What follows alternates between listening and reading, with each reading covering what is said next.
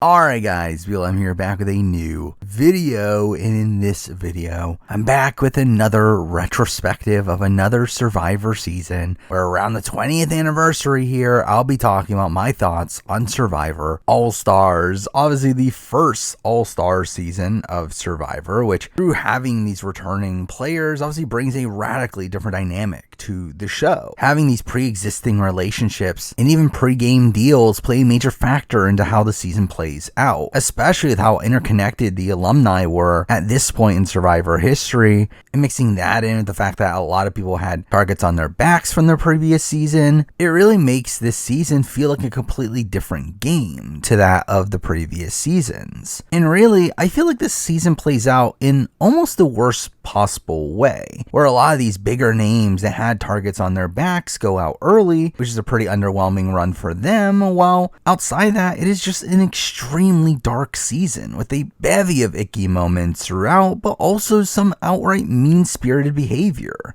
and really just a miserable tone with no one seeming to have fun while out there, where while it is a season that I do have a lot of nostalgia for, and it being a season that alongside Pearl Islands I remember pretty much in full watching as a kid, and there obviously is this appeal to seeing these returning players interact and just seeing how it goes for them the second time around. Coming out of my rewatch, to me that really isn't enough to save this season, where coming out of my rewatch here, I am now extremely low on this season, to where I genuinely think this is one of the worst seasons of the show, largely just due to how not fun this season is. Obviously, like all my retrospectives, I'll be running through the entire season from beginning to end. However, because this is an all-star season, I do feel like we gotta start before the season, where I do want to talk about some behind the scenes stuff we know about this season, particularly the casting, and with all-stars, it actually isn't that interesting. I mean, according to Mark Burnett, he even states that the casting for this season was really scientific, saying that he got a notepad out and jotted down 24 names and almost instantly cut it down to 18, and that essentially became most of this cast. Now, we do have it confirmed from Mark Burnett himself that the likes of Elizabeth Hasselbeck and Colleen Haskell were both asked for this season, though both turned the season down, to which Jenna Lewis and Amber were their replacements, which makes sense considering obviously those are two of the more questionable casting choices on the board. They seem to be picked here due to wanting more people from these more popular seasons, where obviously seasons 1 and 2 were the height of the show's popularity. Now, we also know that Sandra Diaz-Twine, obviously the later two-time winner of the show, and obviously the winner of the previous season in Pearl Islands, was asked to participate here as well, though had to decline due to parasites that she contacted while on the previous season. And even then, I do feel like it would have been strange if she was even on anyway, considering she obviously was a winner but didn't know she was a winner yet, considering the season filmed while Pearl Islands was airing, so I feel like that would have been a strange dynamic. There's also claims that Heidi Strobel was offered a position on the season as well and turned it down, which isn't that tough to believe, though I'm not 100% sure what spot she would have taken unless they actually didn't want Jenna Marasco, though that feels weird considering she's a winner. We do know a list of other players that were in consideration though did not make the cut. People like T-Bird Cooper, who obviously was later in the running for Cambodia, though sadly didn't make it there either. The likes of Nalia and Sean from Marquesas, which I think are two pretty big snubs here. And the fact that Nalia wasn't picked over the likes of an Amber is a strange choice to me. And obviously Sean Rector is just TV gold, though assumedly they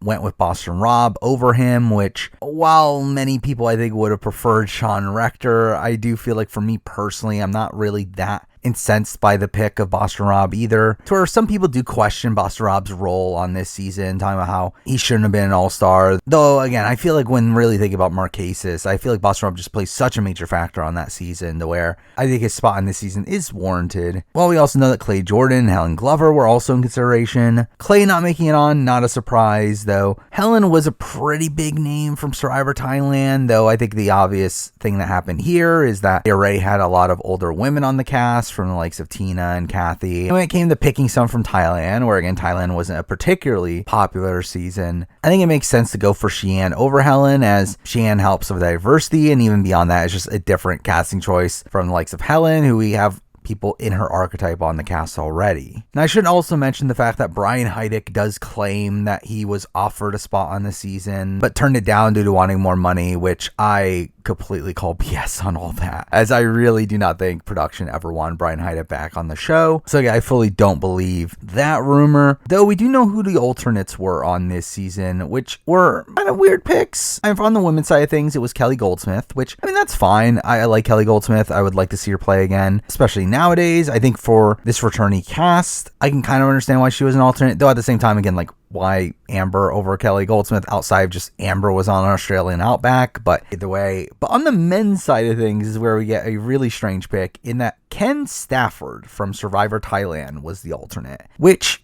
is weird. I mean, there were some notable snubs from the likes of, again, Sean Rector. Jervis is someone that's a pretty big name that's not on here. And it's kind of weird that of all the men, they went with Ken Stafford as the alternate here. Now, again, I get it in the sense that, okay, adding Ken into the cast last second affects the cast the least, as he's someone from Thailand. There's not a lot of people from Thailand to begin with. And he is in a similar archetype to a lot of the people that are on the show already. But still, it's like, why Ken Stafford? But anyway, I mean, I think the final cast here of 18 ends up being almost as good as what you would have wanted it to be. I mean, obviously the season plays out in a very suboptimal way where big targets go out early and the lesser names do make it far. But really, outside of the casting choice of Amber here, I don't think any of these picks are that egregious. Now, in an ideal world, I would like more Pearl Islands people on this cast, though it also makes sense why they're not on here, in the sense that obviously the season had not finished filming, and through that they did not know what the general reception would be to a lot of the players, and we're obviously more focused on bringing back these names from earlier seasons that a lot of people wanted to see back. So again, I kind of get why that wasn't the case, though again, the fact that Johnny Fairplay isn't on this season does feel like a massive missed opportunity. But really, I mean, that is most of what I had to say about the casting. I do want to mention one other little fact before we move on with the video, and that is the fact that originally this season was going to have a $2 million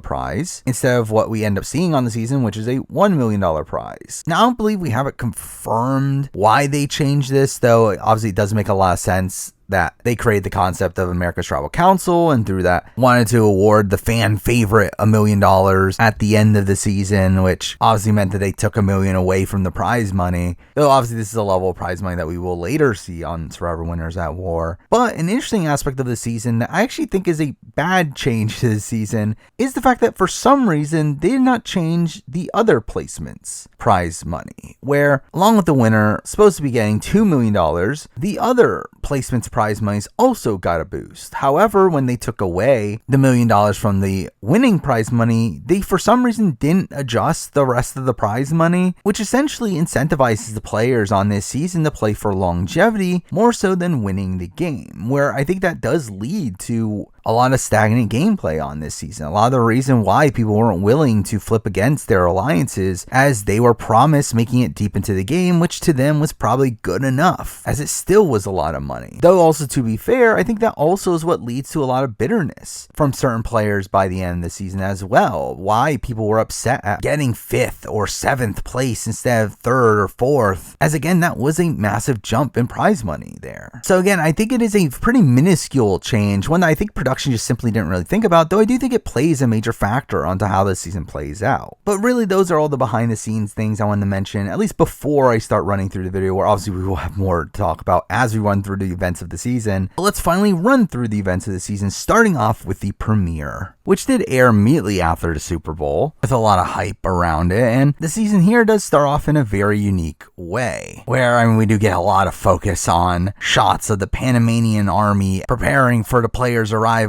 where they're being escorted on boats in 3 tribes of 6. Being the first time that we get the 3-tribe format in Survivor, which has become extremely stale in the modern day, though here is obviously something unique, though I don't feel like they really take advantage of that format. Where obviously the benefit of having a 3-tribe format means it becomes a lot harder for a tribe to begong another one post-merge, considering it's much harder to just gain a majority by the time of the merge, though here again, they just simply forgo all that. But with that also means that this is the first season that has more than 16 people on it, having 18 on it, which having casts above 16 players really becomes the norm moving forward. I mean, only 2 seasons moving forward have 16 players. And while I do think that change was made here, obviously to accommodate for having more returning players, I do think it became the norm because of also aspects of this season, and people leaving the game due to unforeseeable circumstances, which in doing so would obviously greatly mess with their schedule had this been a shorter season, which on a typical season would obviously greatly affect their schedule, with obviously having a larger cast allows for more backup situations to not massively mess up the schedule, which I do think is a safeguard they learned through the weird circumstances of this season. But strangely, this 3-tribe format doesn't end up getting repeated until Survivor Philippines, which, I mean, even then they couldn't take full advantage of the 3-tribe format even on that season. But it is interesting that they took that long to go back to this well, and maybe it's because they didn't like how All-Stars turned out, to where they just thought of the 3-tribe format as a failure just as a whole, though it's kind of even more insane when you think about the fact that they actually tried out 4 tribes twice in the time before there's another 3-tribe season. But anyway, we do have the players being taken to their beaches already in their original tribes, which plays into how the preseason of this season went, in the fact that the players were sequestered together in their tribes preseason and dropped off on the island without any knowledge of the other tribes, which is kind of strange when you think about it. It's also, again, not ideal to, again, have these starting tribes spend days together before the season actually starts. Again, it just allows for more pre-game relationships, pre-game situations to occur, which, again, I don't really get why they would want that. Now, I get them wanting to keep people a secret. I feel like that was also just a precaution in hiding the entire cast as well from spoiler accounts from being spoiled online. Even though, again, this season ends up being extremely spoiled by the time it comes out. It's just another change made for the season that I think is a net negative. Again, having these tribes together for longer before the season even starts really also just further solidifies these tribes to where it gives them less incentive to not work with their tribes moving forward in the season. So again, just another situation I don't think production really thought through there. But I should also mention that this season does take place on the Pearl Islands, obviously being filmed back to back. With Survivor Pearl Islands, the first time a location was used twice for the show, which is obviously the norm in the modern day of having these 2-season cycles. Though obviously at the time of All-Stars here, this was a bit unique. Though strangely, they don't go back to this type of cycle until the next full returning season. But through that, again, like, people had not seen the entirety of Survivor Pearl Islands, which means that Rupert was put on this cast with people not really knowing how his season played out. Now, I will say again, Pearl Islands was spoiled, and just in general, you can kind of get the sense that Rupert wasn't going to win the season by the time they left, which I believe was towards the end of the pre-merge. Though obviously his inclusion as the only member from Survivor Pearl Islands on this cast does make him a bit of an outlier here. But anyway, we obviously have Jeff setting up the season, calling it the greatest Survivor ever, and saying that these are the Survivor All-Stars, and revealing that each of the tribes is only going to be given 1 canteen and 1 machete with no food or fire, which again has them really hyping up the survival aspects of the show, which obviously at this point were still a major aspect of the show, but it kind of plays into a similar issue I have with modern Survivor, and the fact that, again, I don't really care about giving players meager supplies. I think it actually makes the game less interesting, as people are too preoccupied with the survival aspects to really care about the game. Anyway, we do also strangely have Jeff introducing each player first and last name and also by season, which I actually kind of forgot they still did that on this season. I kind of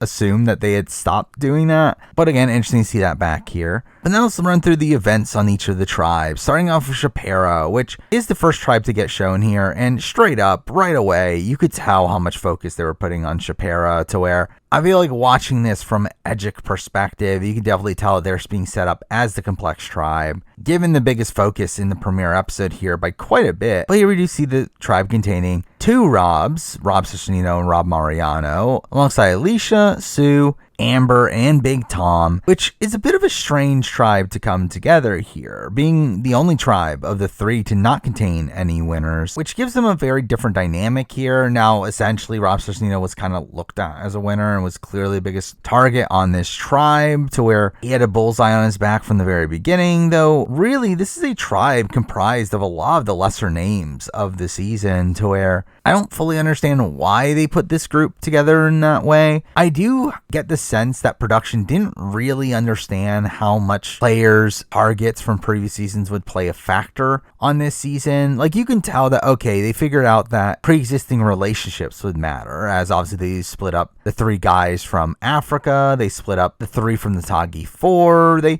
do a good job at splitting up these potential groups that could be coming together on the offset, but they seem to completely neglect the reputation these players have, and through that, I think that leads to some imbalance in the reputations of players on these tribes. But either way, Rob Sorcino actually gets the first confessional of the season, which is kind of random considering his lessened role on this season. But then we do have Boston Rob getting confessional, talking about how this season's going to be so cutthroat that it's not going to be fun, which, I mean, he's essentially outlining this season. And really also ends up really emphasizing Boston Rob's role on this season, where really that ends up being the big differentiator between Boston Rob and a lot of the other players on this season is how cutthroat he was willing to be in the game. Where a lot of players here had been hung up on pre-existing relationships or pre-game relationships, well, Boston Rob didn't really seem to care about a lot of that. And through his cutthroat nature, he obviously ends up dominating this game, but obviously does so in a way that gains him very little respect by the end of the game. Now here we also get a confessional from Alicia, who talks about how strange the game's going to be now that they all know each other, and that she feels like she could crack and that will eventually be her demise, which is strange that this confessional is here, as it very much implies that this is foreshadowing her downfall in the game, though her downfall in the game has like nothing to do with her cracking. It's really the opposite in the fact that she really does nothing. But either way, again, as I mentioned before, we do get a lot of focus on the survival aspects, showing them searching for a water well and talking about how the water's contaminated and they were told not to drink it due to the risk of parasites, aka producers telling them not to drink because they wanted them to suffer, and put more importance into them getting fire, as again, like, there's no way this water was actually that bad. Where we know from modern seasons that the water well is essentially just filled up with fresh water at the beginning of the season. And again, I would not be surprised if it was the same case on this season, but they were just simply told not to drink it, but were told this story by production simply to incentivize them to actually get fire. But eventually we do see the tribe put together their camp, to which it ends up being a bit of a mess, to where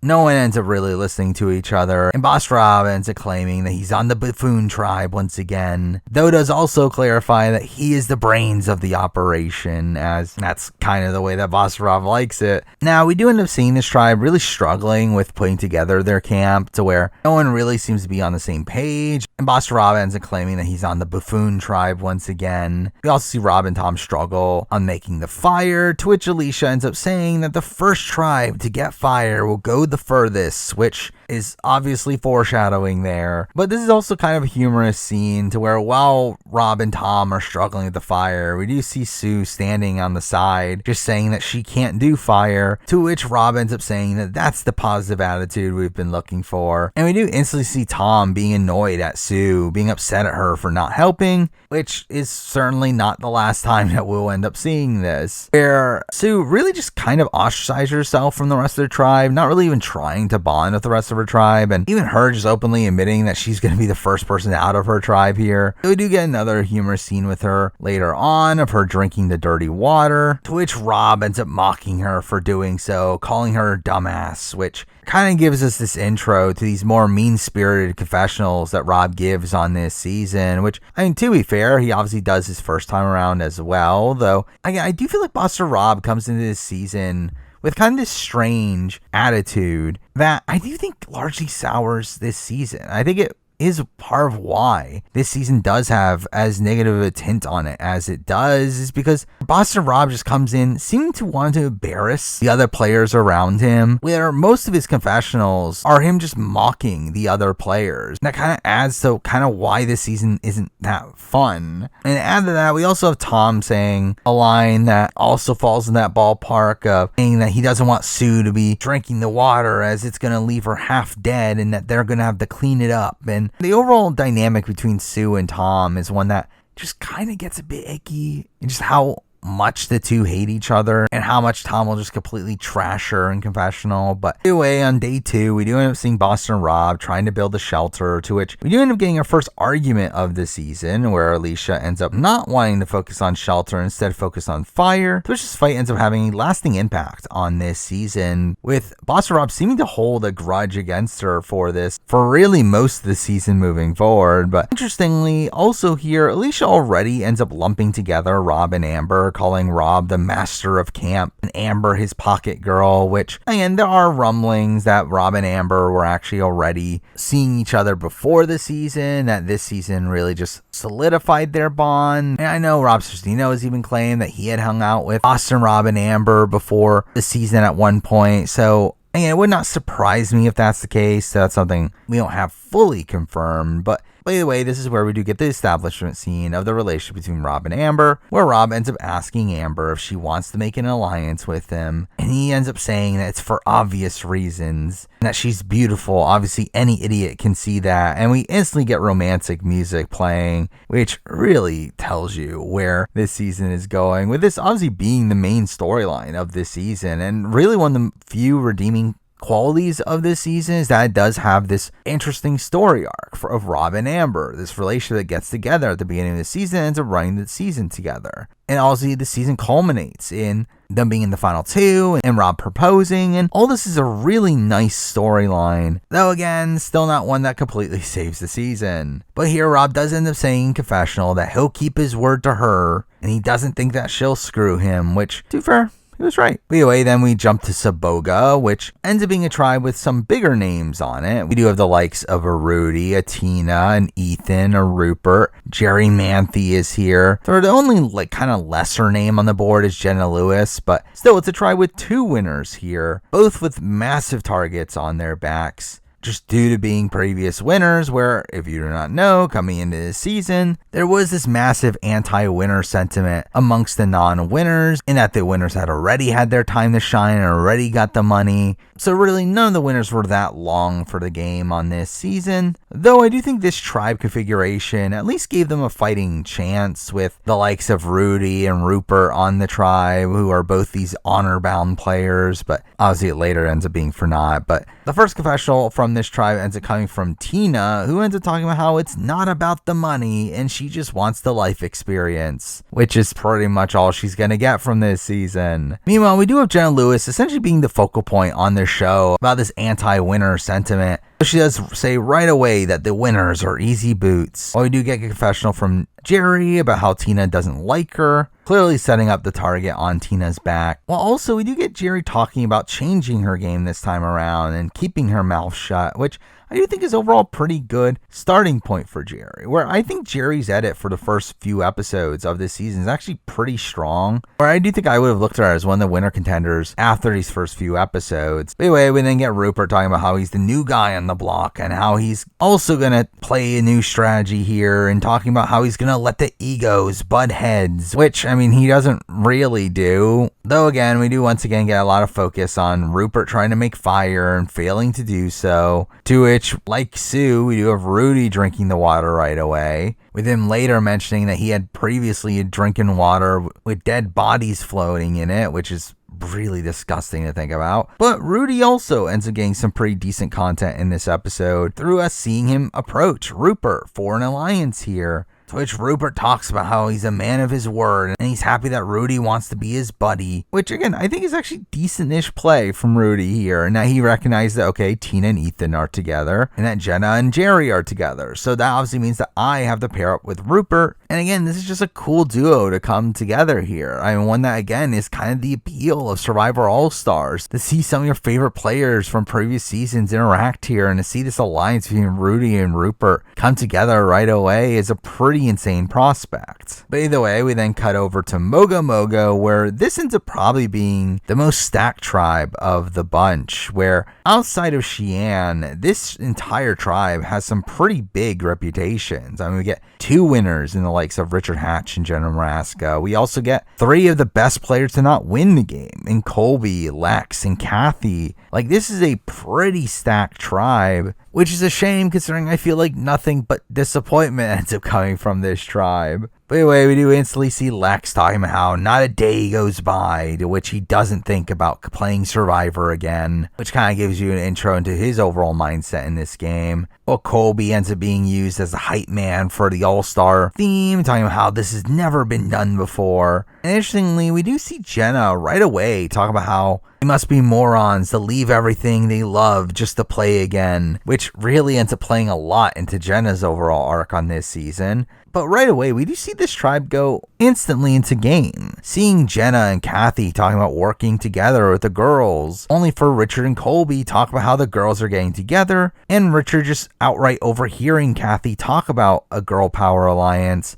To which we see the entire tribe essentially have a meeting right away, airing their dirty laundry, which essentially means all this that we just saw means nothing, but kind of an insane start to this tribe. But we do see Rich talk about the massive target on his back, to which immediately following that, we do have Sheehan approaching Rich to ask him to start the fire, to which he notices that he's naked. And his response to that is, wouldn't that be shocking? To which obviously Rich's nudity ends up playing a major factor in this season moving forward. But even as of right now, I feel like this definitely shows you a lot of Richard Hatch's state of mind coming into this season. The fact that 100% he knew he had no shot on this season and didn't really even seem to try to play the game that hard. I do think a lot of his role on this season was simply just to play up the character he had built for himself, and really just takes his nudity to another level here. But finally, we do end up seeing Lex and Colby struggling with making fire, only for Rich to state that he could start fire without even blinking, but has no interest in trying. Which, I mean, initially you take this on face value, the fact that Rich is obviously a good fire maker. He did win the fire making challenge in Survivor Borneo, and it would not be out of the realm of possibility of Rich being able to just make fire outright here. Though what's funny is that he's actually not implying that. He's actually alluding to the fact that he had actually snuck in matches into the game, which is a cool little tidbit there, though really doesn't really play a factor into really anything. But finally, this video, you get confessionals from others talking about the target that Rich has on his back, with Lex talking about wanting to take him down because he talks about how he's the best, and Sheehan talks about wanting to dethrone the king. To where, again, throughout his entire run on this season, it just felt pretty clear that Rich was not particularly long for the game.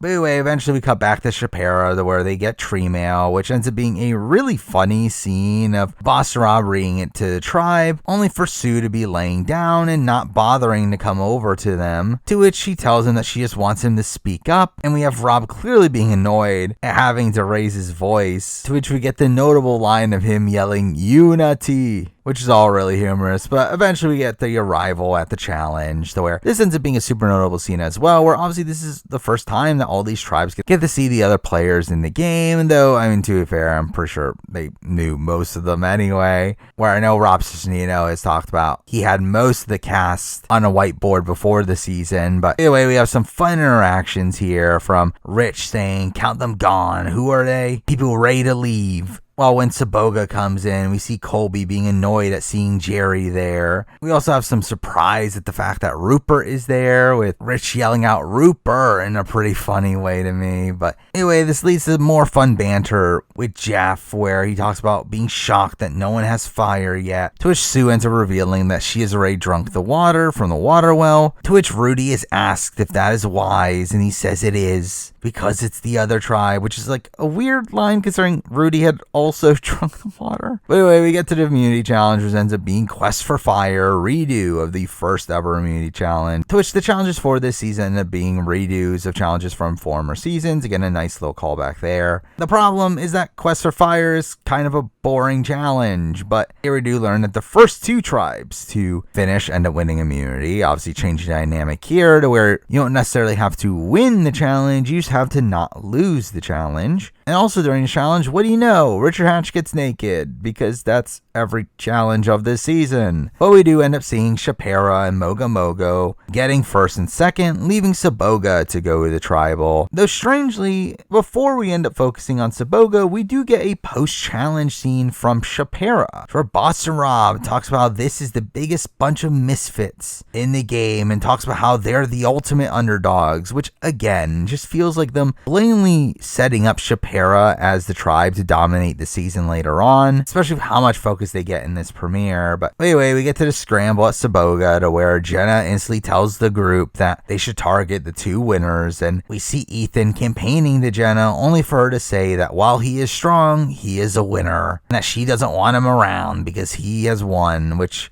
I mean, why are you saying this to his face. Now, I should mention the fact that Ethan and Jenna Lewis did have a rapport preseason, the fact that they actually had previously dated, and that can kind of explain why Jenna was so frank with him here, but still probably not optimal play, especially with Ethan taking this back to Tina and them agreeing to vote for Jenna. And now we have Ethan going and campaigning to Rupert to get Rupert and Rudy to side with them to target Jenna and Jerry. And I will say, I do think Ethan does some pretty good work here. While it doesn't end up going through, I do like how he appeals to Rupert's honorable sides, saying that they don't play the game like he plays it. And Ethan talking about how he sticks true to his alliances, but really ends up all being for naught anyway. But coming to the tribal, we do instantly get a sense of the terrible conditions of this season, where it's now pouring rain in the middle of tribal, to where Jerry's even collecting water in her hands and drinking it, which again I think also just plays into the not fun factor of this season, and how again the conditions were also just really terrible. It seemed to just be pouring almost every day, and through that none of the players seem to be having fun out there. And when mixing that in with the fact that obviously they were just given less supplies to work with to begin with, you could just tell how much no one was having fun out there. But this does end up being a somewhat interesting tribal, where Jeff ends up calling out Jenna Lewis here for her philosophy on winners, asking her if she would ever vote for a winner, and Jenna saying no, and Jeff's just instantly incensed at that.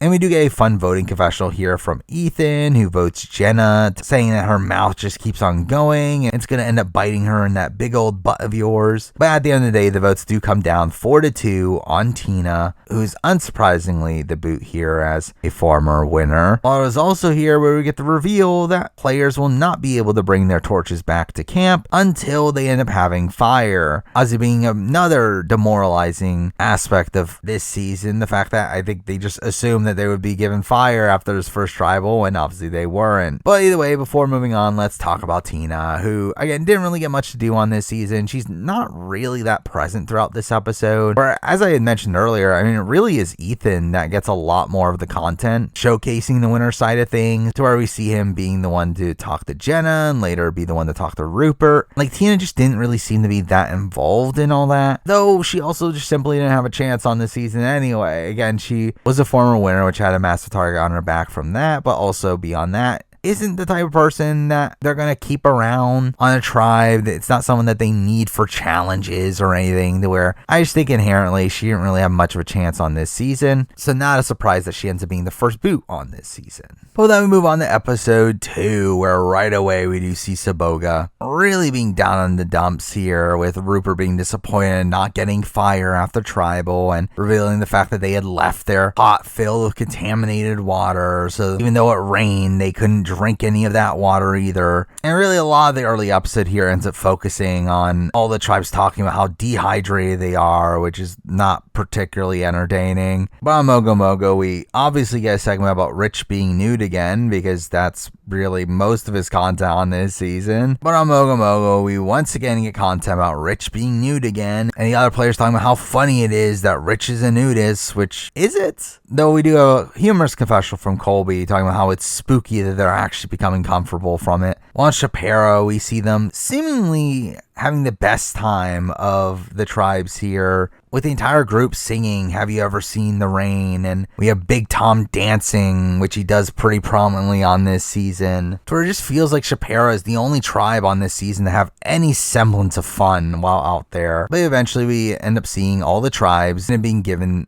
a box with a padlock, to which they're told to keep it dry, with it clearly being essentially a redo of the hidden treasure from last season, where obviously this will be a box to where through winning rewards, they will eventually be able to open this box and end up getting what's inside. To which again, humorous, they were given the exact instructions to keep it dry, as last season, obviously, the box ended up getting soaked by the time the players found it. Anyway, this takes us to the reward challenge, which really ends up being another kind of mundane challenge as a whole. Though, interestingly, there's only one winner of this challenge, to which Saboga ends up winning the reward, winning blankets and a key to their box, to which they are told that inside the box is rice, which is not that interesting. I kind of wish they just left it up to be a mystery. But anyway, strangely also at this point, Jeff gives them an offer, telling them that they can trade in the blankets to instead get Flint, to which if they make this trade, then everyone will get Flint, which, like, why not make this deal? Where obviously all the tribes were really struggling with fire, and I think any tribe would take the fire in this situation over blankets. Though strangely, through making this a situation where everyone gets Flint, it also makes this entire reward really pointless, as everyone just gets the Flint.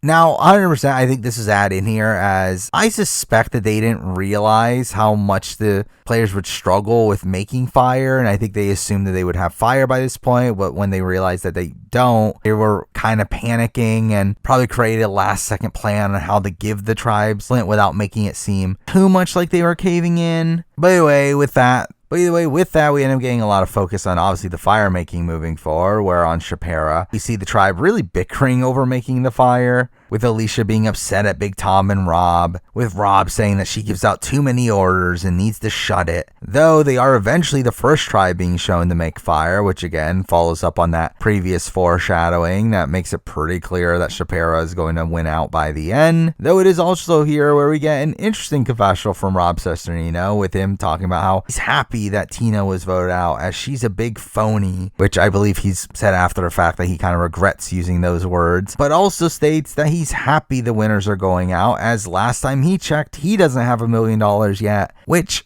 again just kind of implies that Rob doesn't get how big of a target he really has on his back here, with him not really realizing just how screwed he is in the game at this point. But anyway, on Mogo Mogo, we do also see Rich being shocked at Tina having been voted out over Rudy, with him joking around that there's a massive target on the winners, all the winners except for him. Though we didn't see Lex talking about how it does set the tone for the game and how it's all business this time, which really ends up being his tagline on this season. We then also see Mogo Mogo arguing over starting the fire, to where they decide to wait until after rain finishes, to which Kathy and Shianna are annoyed as they end up being cold overnight. Though it's also following this where we do see Rich being the one to find the key to their chests, with Hatch calling this extraneous crap and that the game is the social stuff, which kind of really exemplifies a lot of the issues of modern Survivor. But anyway, on Saboga, we then see another talk between Ethan and Jenna, with him now knowing that he's clearly on the chopping block. And really, Jenna again has some pretty poor play in managing Ethan here, telling him that he's doing well in challenges, but it's all going to be for naught. Which Ethan takes that opportunity to call Jenna cocky, which is some pretty negative content for her here. Then see Rupert finally being able to make the fire, to which we get a funny little moment of Jenna accidentally burning some hair off her head while doing so. But Rupert ends up really hamming this up for the camera, jumping around after doing so, which I'm pretty sure is the type of thing that Rudy called Rupert out for post-season. But speaking of Rudy, we also get a segment about how Rudy is injured, and that he's currently limping, and he can't run, which makes it pretty clear that Rudy's not that long for this game. And with that, we do get to the immunity challenge, where they end up having to race a boat out and then back, with Saboga getting a pretty massive lead at the beginning, though eventually end up struggling with the amount of water in their boat. That leads to Shapira and Mogo Mogo getting a lead due to just having better strat and getting water out of their boats, making Saboga lose once again, with Rupert being annoyed at Ethan and Jerry for sinking their ship, and Ethan clearly knowing that he's in danger, to which he ends up trying to fish, ends up failing to catch any, while Rupert then goes out and fishing and catches one right away, which is a pretty apt description of Ethan's run on this season. One where he's constantly trying and he is playing very hard, it's just nothing seems to really be working out for him here. By the way, we do end up having talk about how Rudy needs to go, as there's no way they're going to win challenges with Rudy, which Jenna ends up telling Rupert this, to which Rupert's upset, saying he's never going to vote out Rudy, which doesn't matter anyways, they have the numbers even without Rupert. As we get the tribal, to where we get a 3-2 vote where Rudy is voted out here, though Jeff strangely ends up ending this tribal, talking about how could you not like Rudy, which I don't know if I can think of another tribal where Jeff ends the tribal propping up the person who just got voted out. But also I should mention Rudy's final words on this season, which are just super humorous here, and him being upset that they voted him out, saying that he can't see the other two who voted for him, telling them to stay clear of him because he's got a lot of friends. That's all he's got to say. Again, a really funny way to end Rudy's run on this season, with him essentially threatening those that had voted him out. And really, Rudy again had no real chance on this season, not because of the massive target on his back like these former winners had, but more more so just due to the fact that, again, he was older, barely even got by in Borneo, to which, I mean, even then, debatably didn't get by genuinely. So it always felt like Rudy was going to be an early boot on this season. It never felt like he was going to be able to keep up physically with this season. But it's still great to obviously see him here. He's still one of the biggest names in Survivor history, especially at this point. One of the most popular players to ever play the game. And I think not having him on the first All-Star season would have been a pretty big snub, as really I feel like he was probably one of the people that people were most hyped to see back for this season. Now for episode 3, which ends up being a strangely structured episode, with most of the episode focusing on camp life due to obviously the later quit that ends the episode that happens at the immunity challenge, alongside the reward challenge itself taking place at camp. With this being the first time a quit in the game has actually affected the normal cycle of the show. Now this episode does largely focus around Mogo Mogo and Saboga, surprisingly, with Shapira getting very minimal content here, essentially just being there for what's necessary for the reward challenge. By the way, we do start off the episode with Saboga, where Jerry talks about how everyone here is family, which is a notion that doesn't last too long, though we also see Rupert catching fish and Ethan going out to try to catch some of his own, only for Rupert to go and laugh at him for going out, saying that it isn't a competition because it'll hurt his feelings, which is a strange line, as he's essentially just saying, hey, I'm better than you. Essentially just finding it humorous that someone would compete against him for the role of fisherman, which really just shows you Rupert's ego here. But then we cut to Mogo Mogo, where initially we get a segment about everyone scratching their bug bites, which is something, only for us to then cut to Jenna, who talks about this being the hardest thing she's ever done and talks about wanting to go home, to which emotional music plays in the background. Though despite that, they don't even bother explaining why she's feeling this way in this scene, which is kind of strange, kind of implying that Jenna had already wanted to quit and was more so thinking of reasons to explain her quit later on, which is not what I believe actually happened here, but it's just, again, kind of strange the way they portray this. Following this, we do get a notable scene from Rich, who ends up finding a shark and ends up narrating his battle with it, to where the shark ends up biting him in the arm and Rich ends up biting it back. And I know this used to be a pretty talked about moment of Rich catching a shark, though I feel like this moment kind of got usurped by Tom's catching of a shark in Palau.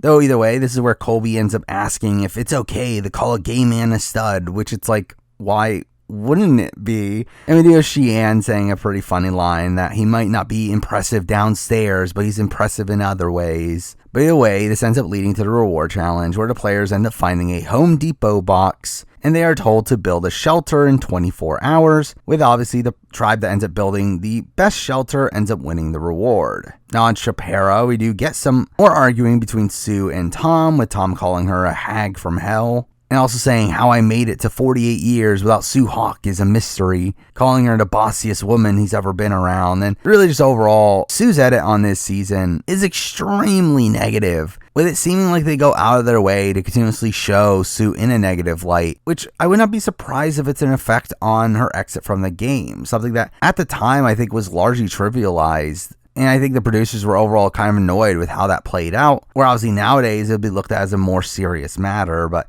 anyway, we do see Boston Rob in charge of the shelter building, which this really ends up building up his resume as one of Survivor's best shelter builders, which is a notion that carries over with him in future seasons. But it is also during this scene that we have Amber watching Rob and talking about how the relationship was all strategy at first, so he did look pretty hot building the shelter, which is obviously a progression of their relationship there. While we do also end up seeing Rob Cesternino being relegated to more trivial work during this reward, to which he ends up kind of getting a dodo edit here. Boster Rob saying that he's on a never-ending coffee break. Alicia talks about how he just does the minimal to get by. But all this seemed like clear setup to Rob Cesternino being taken out relatively soon. But anyway, going back to Mogo Mogo, we do have Colby and Lex being in charge there, with Rich instantly sitting out, talking about not wanting to do a lot of work, to which we end up seeing Sheehan and Jenna helping, which is literally just them creating ideas, I guess, to which the two sides there end up getting kind of annoyed at each other, with the men not listening to the women and the women not really doing that much. But this is finally the point where Jenna does finally mention the fact that she doesn't know she's going to have a family back home, and talks about how her mom has cancer, as being the real reason why Jenna is kind of out of it on the game. which obviously leads up to her later quit. But first, we then go back to Saboga, where on Saboga, we get probably one of the more humorous plot threads of this season. Again, in a season that is largely void of humor, I do feel like one of the humorous things on this season is Rupert's underground shelter, where here Rupert instantly takes the lead, talking about wanting to build a log cabin and wanting to dig into the ground to add height, to which Jerry instantly says that this is a bad idea. However, Rupert, being Rupert, is upset that she's not following his lead, saying no one is going to create a shelter as unique as theirs. And really, this ends up being one of the only points where Rupert gets kind of a negative edit in him being called a control freak by Jerry. And this starts a bit of a tiff between the two, while Ethan is happy that the two are fighting.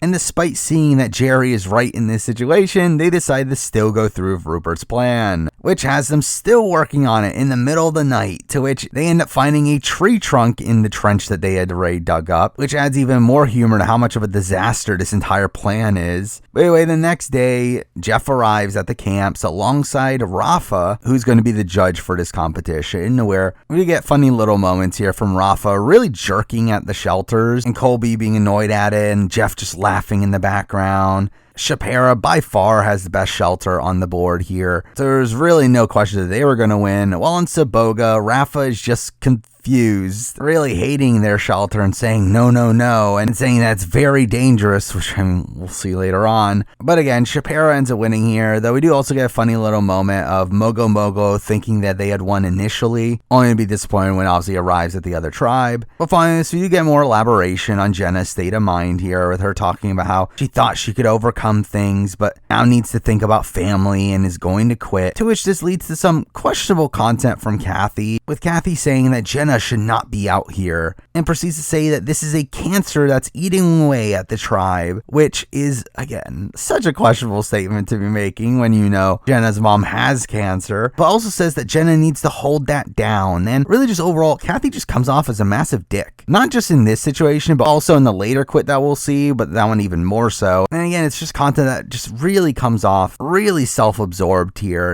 and Kathy essentially saying like, how dare she ruin my morale by having a very personal matter going on in her life. But either way, we get to the immunity challenge, where instantly we see Jenna being emotional and says that someone at home is sick and it's just getting worse and that she needs to pull herself from the game, to which Jeff instantly calls her out for saying it's as if you're getting updates, to which Jenna denies. But anyway, she does say that was a bad judgment call to come out and that she shouldn't be here, which is about right. Though Jenna was obviously in a very tough spot here. I mean, she was in a position where this was the first ever all-star season of Survivor, and being honest, especially with the increased prize pool, is something that is just instantly really alluring. Though also, I do feel like in most instances people would turn down the opportunity in this spot, in a spot where she acknowledged that her mother was very sick even at the time that she left, to where I feel like it's a call that I personally would have made, and obviously it's a call that she ends up regretting here. But again, I can understand the rationale for doing so and why it was such a tempting offer to just go on the show to begin with, even if you knew you weren't going to last that long. And maybe that is part of her rationale as well. Maybe she knew as a former winner she would have a big target on her back and assumed that she would have been voted out very early on, and was hoping to be able to rush back home immediately afterwards. But either way, I mean, this is still the first true quit on Survivor. Now, obviously, we do get a quit from Austin and Pro Island, but that was a quit that happened at Tribal Council, a quit that wasn't really even a quit, as he was going to be voted out anyway. But this is the first time that this is a genuine quit. Someone leaves the game mid-game in a way that actually affects the scheduling of the show. Something that we do see more often in the seasons to come, but at the time, this was a pretty big shocker to see someone leave due to not being voted out, which, again, strangely happens again on this season. But anyway, we do have Jeff asking the others what they think about this situation, to which we do have Amber getting really emotional, saying she feels bad and goes to hug her, which is pretty positive content for her. Boston Rob also seems supportive here and saying it's not right to question her motives, all while Rupert comes off pretty negative here as well, saying he feels bad, but to quit is a hard decision. While Big Tom also mentions that he told his family not to call them if they get in a car wreck, which is just really dark. But anyway, Jeff confirms that the immunity challenge will not need to be run, and strangely instantly talks about how Jenna leaving really messes with Mogo Mogo's numbers, and also ends up asking Jenna if she can make it to Tribal Council, to which she says no, which is like, what were you gonna do at tribal council. But anyway, we have this really emotional music playing as Jenna leaves, and was this really sorrow scene as the title card comes up at the end of the episode saying that her mom died 8 days later, which obviously shows that Jenna was right to leave here. Obviously, I think if she didn't, she would have regretted it even more so for the rest of her life to not spend these final moments with her mom. But again, I feel like the overall portrayal of this in the episode is just strange. It really feels like the episode is kind of upset with Jenna for quitting for a decent chunk of it until the very end, where they bring up her mother's death and makes it this really emotional scene. It feels like an episode that's kind of at odds with itself. But we also strangely get a post-credit scene of a confessional from Kathy talking about how much losing Jenna means to the tribe, which is just kind of weird. But I guess I should talk about Jenna. I mean, straight up, I already kind of said my piece on her. There's really not much to say here, considering most of her run on this season is revolved around her eventual quit. I mean, she doesn't really get much to do on this season outside that. And I think it's a shame because obviously I would have liked to see Jenna play again. I mean, she's obviously a winner that I don't assess too highly on her original season, but I do think there was a lot of potential there. I do think seeing her play a genuine game once again could have been a very interesting prospect, though obviously we never get to see it. She never comes back following this season. And I think at this point it's very unlikely to where, again, I do think it's a shame that we never got to properly see her play the game, as she clearly was just checked out for most of this season. And now for episode 4, where we do start off at Shapira, where we once again see the terrible conditions of the season, with the entire camp being flooded, though the shelter ends up holding up, to where we end up seeing Rob talk about having a good night's sleep, with us getting a shot of him cuddling with Amber.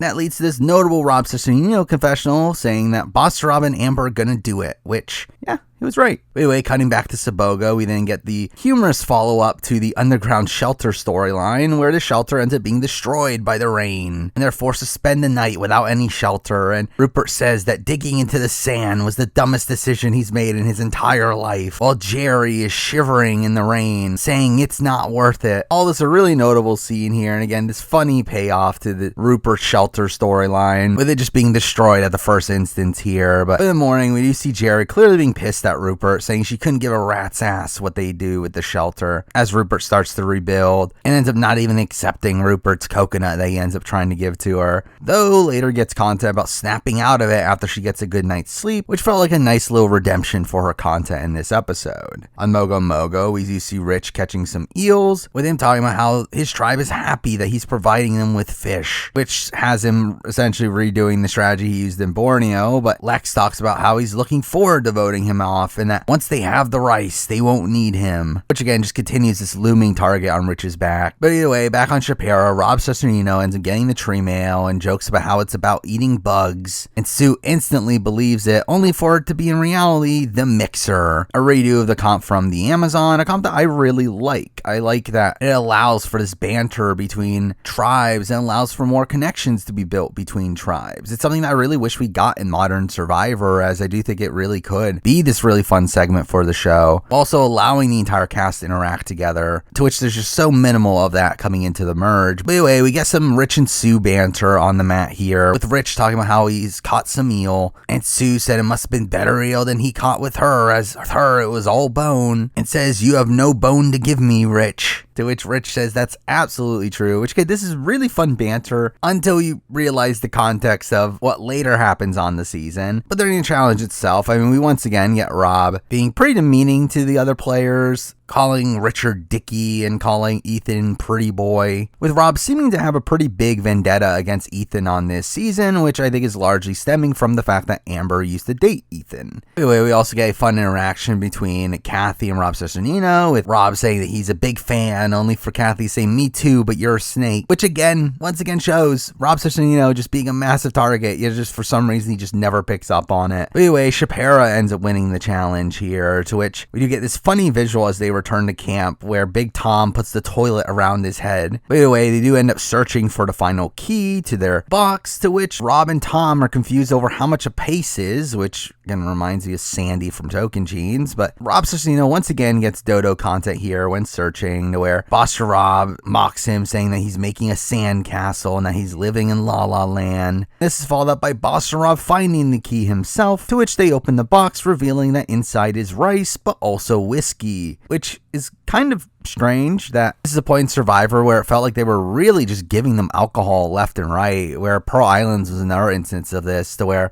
I don't know what their obsession is with getting the players drunk on these seasons. But anyway, we then follow that up with getting to the immunity challenge, where it ends up being the blindfold challenge, which ends up being a particularly brutal one here, with people just getting injured left and right. I mean, Ethan ends up dropping his piece on the Colby, Buster Rob ends up running into Kathy, but the big notable one here ends up being Big Tom, who gets injured multiple times in this challenge, first hitting his head and tripping over his piece, but later Colby ends up accidentally hitting Tom, to which he ends up rolling down a hill and is clearly concussed, though it didn't seem like they really did anything for him there. Either way, Shapiro does get to the puzzle with the lead, but ends up really struggling there, to where Saboga and Mogo Mogo end up passing them, with Shapiro going to tribal, being a complete disaster, especially from Boston Rob, who is typically known as being one of the best puzzle makers in Survivor, which I do think is a bit of a hyperbolic title that he's been given, but this in particular was a pretty bad performance. But back on Shapiro, there never really was true doubt here and that Rob Cesternino wasn't going home, to where right away we see Rob talk about being frustrated that he wasn't in the challenge, and we see Amber telling Tom that she wants Rob Cesternino out, and seems to be the main person pushing for Rob to be voted out in this instance. However, Tom doesn't want him out, as he thinks that he's smart and would help them in puzzles, which Alicia won't. Meanwhile, Alicia talks about Rob C being a good guy, but obviously he knows that he's on the chopping block, which,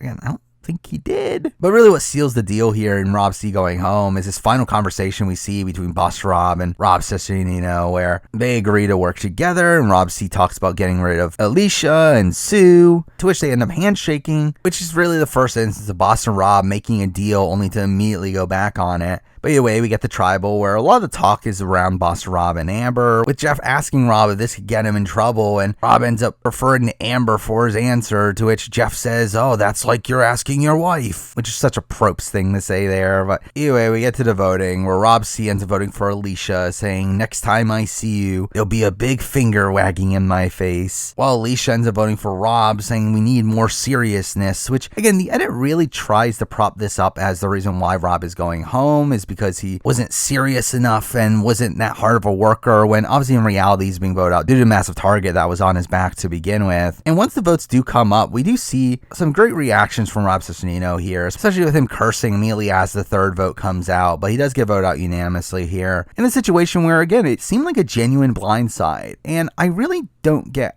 how. Like, it really felt like Rob Cesternino came into this season really naive on how the season was going to play out. Where unlike Richard Hatch, to where we do hear a lot about Richard Hatch and him simply knowing that he was going to be the first out no matter what and didn't really try to play the game, we see Rob Cesternino here genuinely try, despite the fact that he also was in this non-winning position. Like, he also was pretty doomed coming in this season, having one of the biggest targets on his back, especially out of the people on his tribe. And I do think it is a bit of an indictment on him, the fact that he just never really seemed to consider how much that target would really mean in the game, and really I just find it strange that he was even blindsided at all here. But anyway, obviously losing Rob here is a pretty big loss to this season. I mean, he is a great narrator, has really funny confessionals, and while obviously he wasn't given the screen time that he was given the first time around, he still was somewhat prevalent until his boot. Mind you, some of that was Dodo content that he was given, which is not ideal, but I know Rob himself has always talked about how he didn't like how he was portrayed on this season. I don't think he comes off particularly poorly, or again, outside of the work ethic stuff, but obviously just never that long for the game though. We have episode 5, where right away we do start off with Shapiro finding supplies to build a boat that is clearly for the reward challenge, a redo of a challenge that was done in Survivor Marquesas. After some more Sue versus Tom content, we do get to the reward challenge, where after the reveal that Rob Cesternino has been voted out, Jeff ends up saying that no one is safe, which again at least adds to Rob Cesternino's legacy there, I think. But here it is revealed that the winner will end up getting fishing gear, while also we get the reveal that the tribe that comes in last will be dissolved and absorbed into the other two tribes. A concept that is just bad, and again really just does not take advantage of the 3-tribe format, essentially just making the 3-tribe format a delayed 2-tribe format, as after this it becomes 2 tribes and more than likely you're going to stick with your dissolved tribe. And they end up doing this again in Survivor Philippines, where I think again in that season it's also a bit misguided in how they approach it. But again, why not just swap? That's not that novel of a concept. A swap here would have been particularly interesting, obviously adding in a lot more of these dynamics from previous relationships, also giving the dissolved players a bit more of a chance in the game, while also making it less likely that we get the boring pagonging that we get later on on in the season. But anyway, we do end up seeing Mogo Mogo winning this challenge, while Saboga, despite having the most well-built boat of the bunch, end up losing and have this really emotional huddle, even though, again, they clearly did not get along at this point, which kind of makes the huddle kind of humorous. But we do learn that which tribe gets which member is going to be determined by a schoolyard pick, with Mogo Mogo getting the first pick, and right away we do see Colby mentioning that they want to pick Ethan to get rid of him, which, like, why? Like, why do you want that? Especially for Colby, who in himself is a massive target on the board. I don't get why Colby wants to get rid of Ethan. It doesn't even make sense considering he later works with Ethan, but they end up picking Ethan and Jerry, which leads to Jerry and Colby being reunited, while on Shapiro, we do end up having Rupert and Jenna, to which, despite being the latter picks, they actually get swapped into a much better position than the first picks here. Now on Shapiro, we actually get very little content focusing on Rupert and Jenna. We literally just see them being amazed by the camp. However, most of the content following this ends up going to Mogo Mogo, with Ethan talking about having to start over, while Jerry talks about being in higher spirits as she doesn't miss Saboga. And to be fair, part of the reason for that is because this tribe contains a lot of her pregame alliance, though she feels relatively safe because of that. But here we do have Jerry finding the key to the box, to where when opening it, they find it completely wet and half the rice is rotten, which leads to this nice little callback from Colby talking about how they lost rice before and he doesn't want to do it again. But this leads to Ethan trying to go out fishing, to which now Richard gets to get content about being annoyed that he's fishing, to which after Ethan ends up catching a fish, we have Richard then catching 2 massive fish, and we have Rich even saying that he doesn't care if they win immunity, as there's a lot of people for him to get rid of, which is a clear indicator of where this episode is going. But we get to the immunity challenge, which is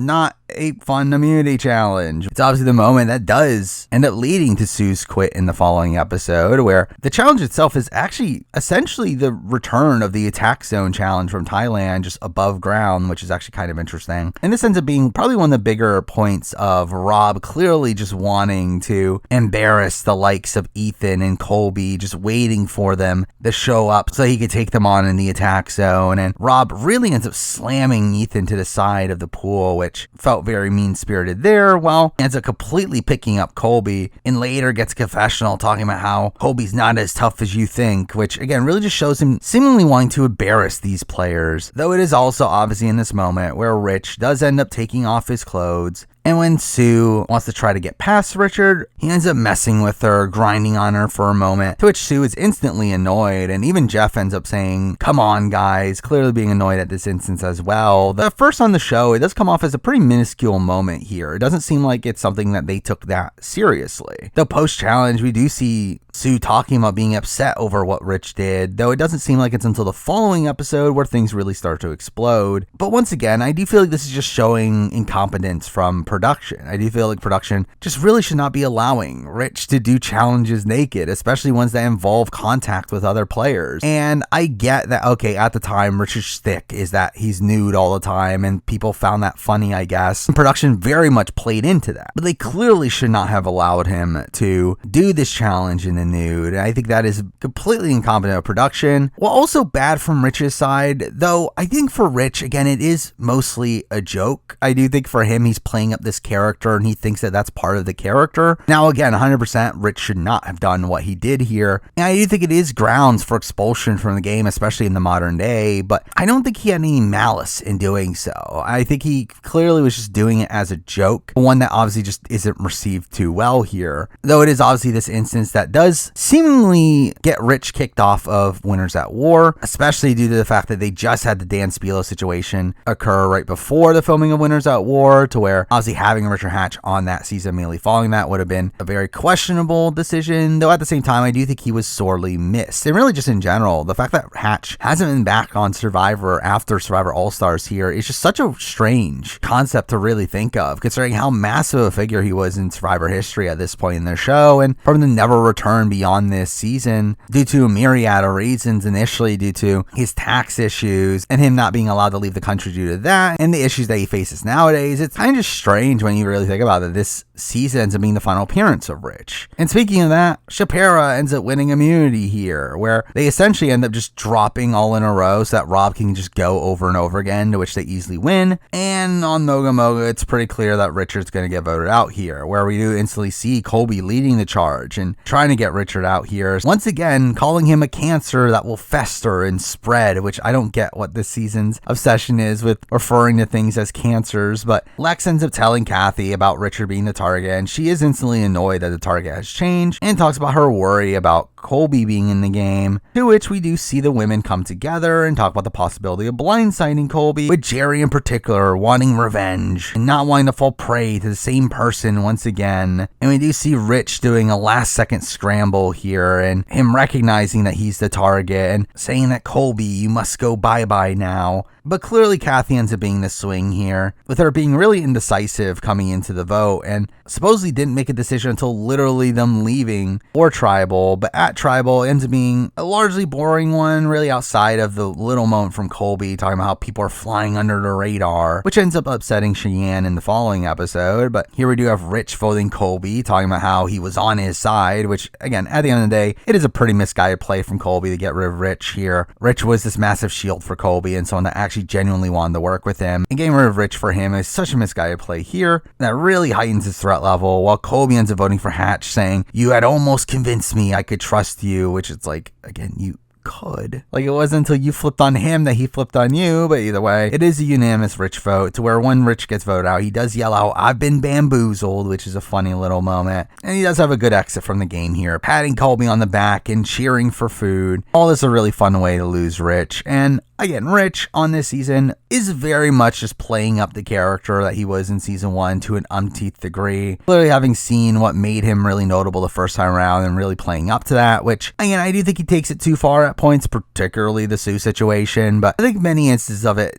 do come off as fun on the show. And I think a large reason why he really plays into this character is because he really knew he had no shot on this season. He knew he was the biggest target on the board. Everyone wanted to be the person that took out Richard Hatch, the first winner of Survivor. That really made him not seemingly care about the game, which I think can be underwhelming in the sense that we never got to see Richard Hatch genuinely play for a second time, though again, I think he was a fun character for a time that he was there. And I think in an idealistic world, I really do wish we could have seen Richard Hatch play again at some point down the road, though at this point it's pretty clear that's not happening. But now for episode 6, which ends up being one of the worst episodes in Survivor history in my mind, having really weird pacing due to having no vote off, and also containing the Sue quit and all the ickiness around it. It really just souring the overall tone of this season, where you have these instances on some of the worst seasons of the show, these massive moments of ickiness, from the Ted and Ganya situation on Thailand, the Dan Spilo situation on IOI, the Varner situation on Game Changers, these instances that really end up souring the entire season. I do feel like the Sue situation here is one of those for All Stars here. But either way, we do start off the episode on Mogo Mogo, where Jerry talks about how Kathy didn't want to upset Lex, which is very clearly from a pre-game relationship that they had, which I do think really recontextualizes Kathy's game on this season. The fact that a lot of the moves that she ends up making on this season are to maintain her relationship with Lex and wanting to work alongside him. But anyway, we do have Cheyenne and Colby talking, where it's again Cheyenne being upset that Colby called her out at the last Tribal, her flying under the radar.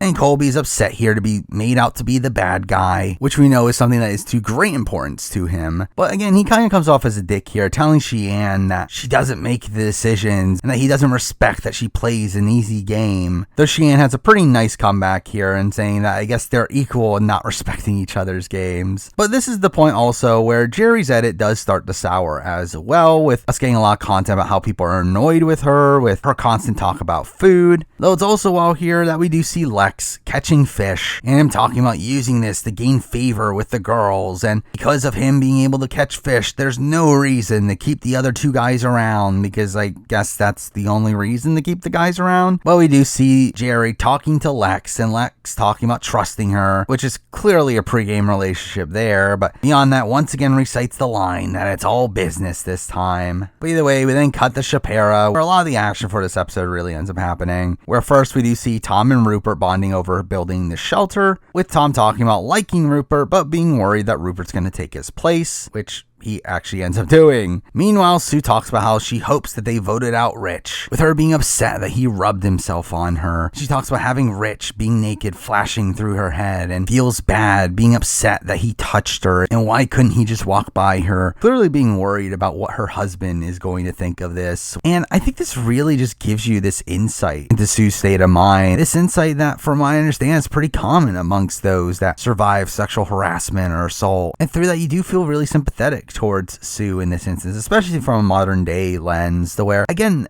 on the show here, the show simply just does not take this seriously. They seem to be instead upset at Sue for wanting to quit the game instead of actually being sympathetic towards the situation that she's in. And I know there were rumblings at the time that people thought that Sue had made up these feelings of resentment towards Rich in an attempt to sue CBS for money. And I think it clearly comes off as production being in that mindset through the way they portray this in the show. Where while Amber and Alicia do largely come off as sympathetic towards Sue, the others don't as much. Now, Rob has a bit of a mixed bag of a response to this, saying that this is one of those situations where you don't know if she just wants some money, but let's talk about end up giving her the benefit of the doubt. He talks about how no one knows what she's thinking. But again, it seems like this confession was left in here because that's what CBS truly believes, and is trying to build up this case against Sue in this instance. And we follow that up with more negative comments towards Sue, where Rupert talks about how Sue is pursuing her own agenda and is alienating herself because of it. We have Tom saying that she's blowing it out of proportion and says that he doesn't need her on the tribe and that he would just stick a fork in her. And all this is just, again, really bad responses to the way Sue is feeling here. And strangely, to follow all this up, we then get some strategy talk where Amber and Rob end up talking to Jenna and Rupert and end up making a deal, a Final Four deal, which ends up lasting the rest of the season,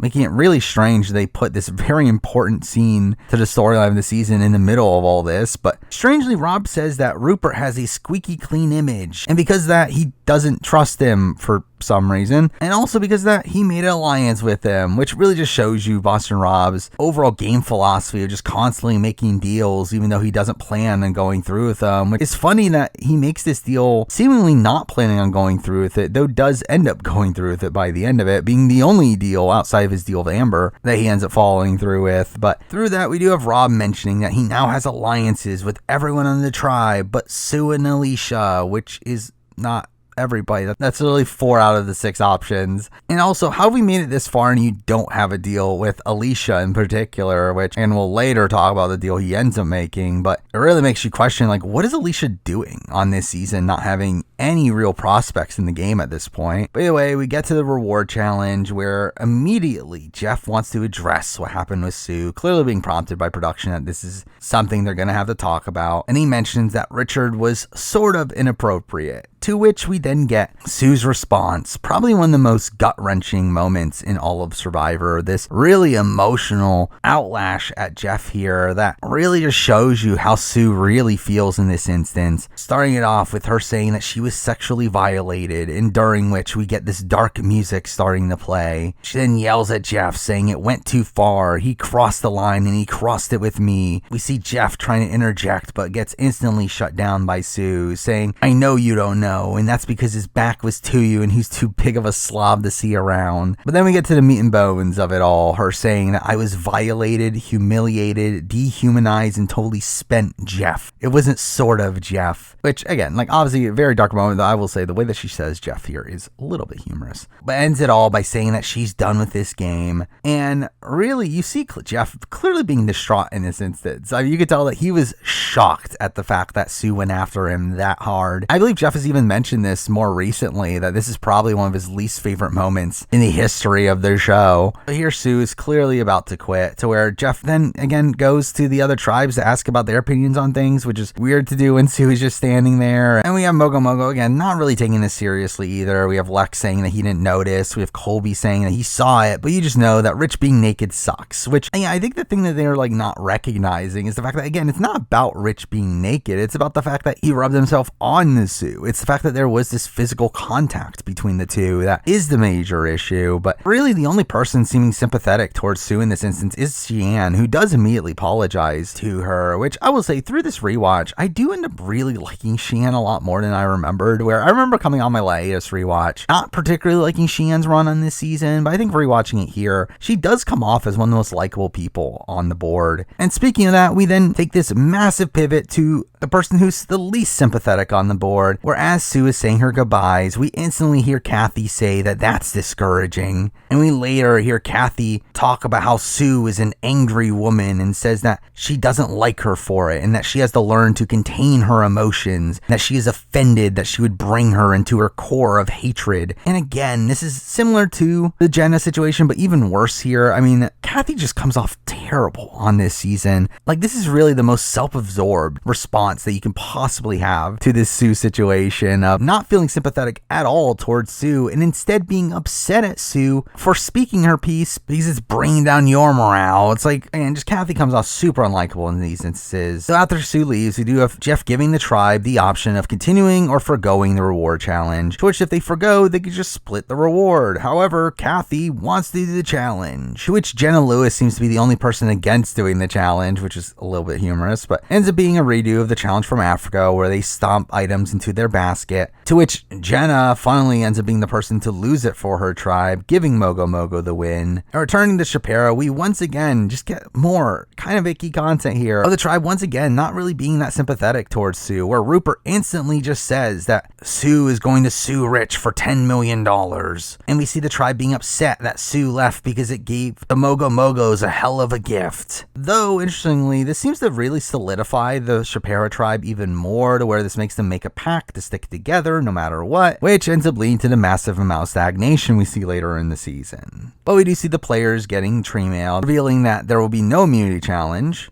in this cycle, and that we do see the tribe have this moment of silence for Sue, only for Rob to joke around that it's too bad they don't have any whiskey. And we see Tom proceed to dance around, being happy that Sue is gone, which, again, really icky content here. And we strangely end this episode with this weird moment of Rob being happy about the rice and saying this is what Survivor's all about. And again, just weird. This entire portrayal of the Sue situation in this episode is very strange, which with that, I guess I should mention a little tidbit that we know from postseason is the fact that supposedly Sue did want back into the game the day after she was eliminated, and that the players were essentially given the choice on whether or not she would be allowed back into the game, to which there was a resounding no, and through that she was gone for good. But again, interesting that this is a thing that production would have actually allowed Sue to re-enter the game after missing a day. And again, just shows you the lack of remorse from this cast, the fact that they almost all said no. Though, to be fair, I feel like it probably was for the better of this season, as Sue really didn't have much going on game-wise on this season anyway. Anyway, again, we do lose Sue, and this is just such a weird way for Sue Hawk's legacy to conclude, where obviously after Borneo, she was this massive name in the Survivor fandom. Her Snakes and Rats speech is still to this day one of the most iconic moments in the history of the show,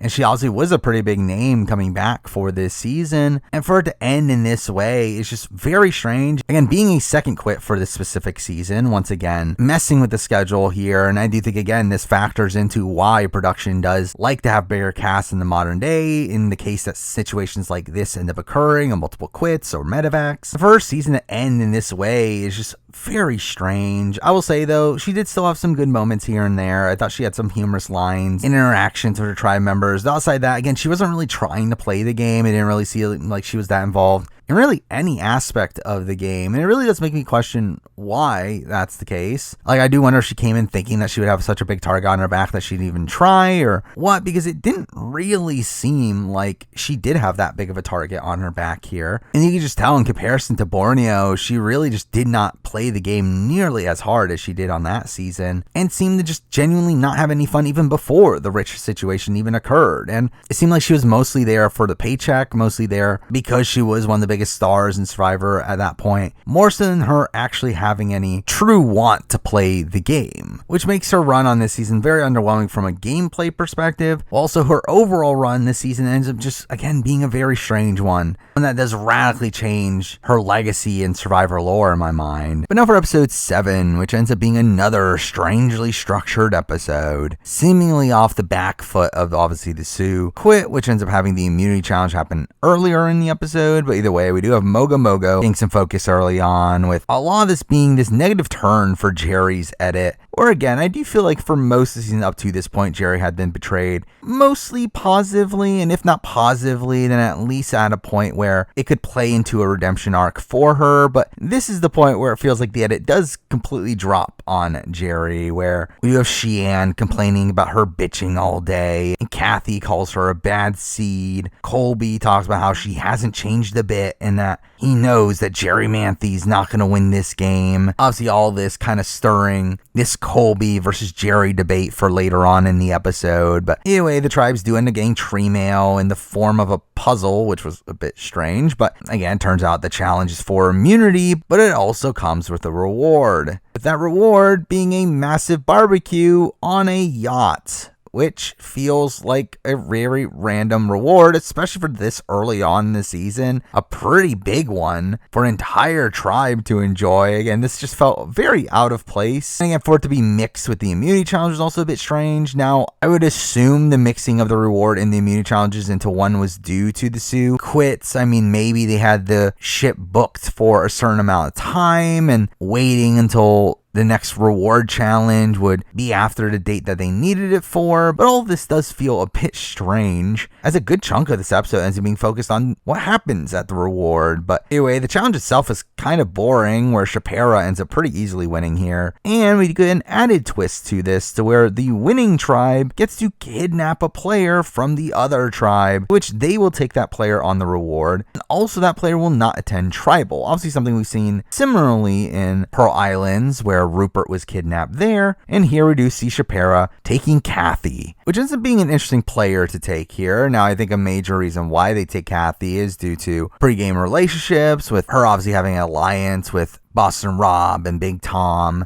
but it's also probably the player that's the most willing to play ball with Shapira and consider flipping to the other side, while also getting rid of Kathy ends up really upsetting the Mogo Mogo power structure and making the eventual vote against Colby a lot less secure there, without Kathy being there to wrangle Sheehan in. But anyway, again, the actual reward here is also just kind of boring. They do spend a lot of time focusing on them spending time on the yachts and them eating food. They get this like table of desserts, and it's like, all this is just kind of lame. But we do get some talk from Kathy and how she feels welcome, and she feels like they're having fun on Shapiro while it's not fun on Mogo Mogo, and talks about how she's considering flipping to the other side but doing so at the right time, which all this is kind of strange, especially when you know her pre-game relationships and you know how her and Lex were assuming that the merge would eventually play out, as again they were under the assumption that some of the Shapiros would have flipped to them instead of the other way around. So again, all this doesn't really make that much sense. But anyway, obviously the rest of the episode is at Mogo Mogo, where they end up going to tribal, and Ethan immediately feels like he's in danger, to which we do get a pretty interesting confessional from him, where he does take blame for the loss of the immunity challenge, though does say that he was in a position where he could be the hero or the GOAT, and tonight he was the GOAT, being the first mention of the term GOAT on Survivor, obviously a term nowadays associated with a person that has no chance at winning the game, though the way he's using GOAT in this context is actually technically a different definition. It's one that's more so used in the sports world, but interesting to see the word finally enter the Survivor lexicon, especially on the televised show. But we follow this up with more negative content about Jerry, with Sheehan talking about being annoyed by her, and Ethan being happy that Jerry's making a target of herself, to where you end up seeing Ethan and Colby have a talk to where they agree to vote out Jerry and talk about needing to pull over Lex to their side to vote her out, which is kind of misguided, where we know post-show that Lex and Jerry had a very strong pre-game relationship, and really for Lex it makes no real sense to get rid of Jerry, while Sheehan is someone that would be a lot more easier to convince to take out Jerry, especially without the coaching of Kathy, though at the same time they don't really have much of a relationship with Sheehan, which is kind of their own fault. But anyway, this leads to a big focus on Lex,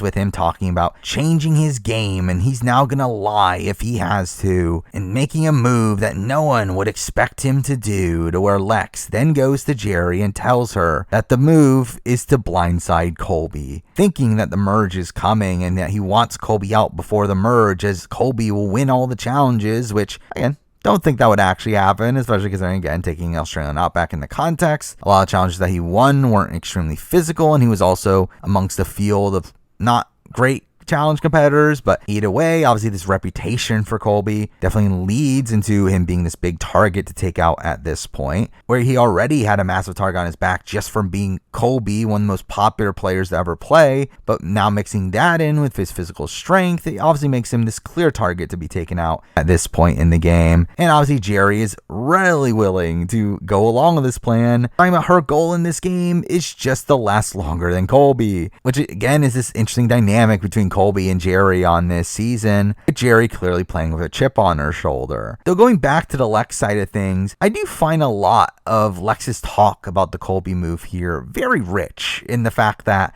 as we will later talk about on this season, a lot of Lex's talk post-season is how Boston Rob betrayed a friend for a bunch of greenbacks and ends up obviously being extremely bitter at Rob for what he ends up doing to him. But again, Lex is literally doing the same thing here to Colby. And when a lot of people talk about Lex's hypocrisy on this season, usually the example people bring up is his later taking out of Ethan, which again, I think is something you could definitely call him out on, especially when he talks about friendship and voting out your friends. But I think really, to me, the Colby move here is the one that is even more hypocritical from Lex, where this is literally the exact same thing, where Lex post-show talks a lot about how the reason why what Rob did to him is worse than what he did to Ethan is because he did not have a pregame alliance with Ethan while he did with Rob. However, Lex did have a pregame alliance with Colby and is literally breaking that alliance with Colby here and leading the charge and getting him out. He's literally just doing the same thing that Boston Rob literally does to him. And obviously the Boston Rob situation, there's a lot more context to be had there, which again, we will talk about. But to me, this is the peak of Lex's hypocrisy on this season, more so than the Ethan move that gets talked about a lot more. But anyway, we do see Lex then going to Cheyenne and clearly ends up getting her on his side to take out Colby, though again, the show tries to prop it up as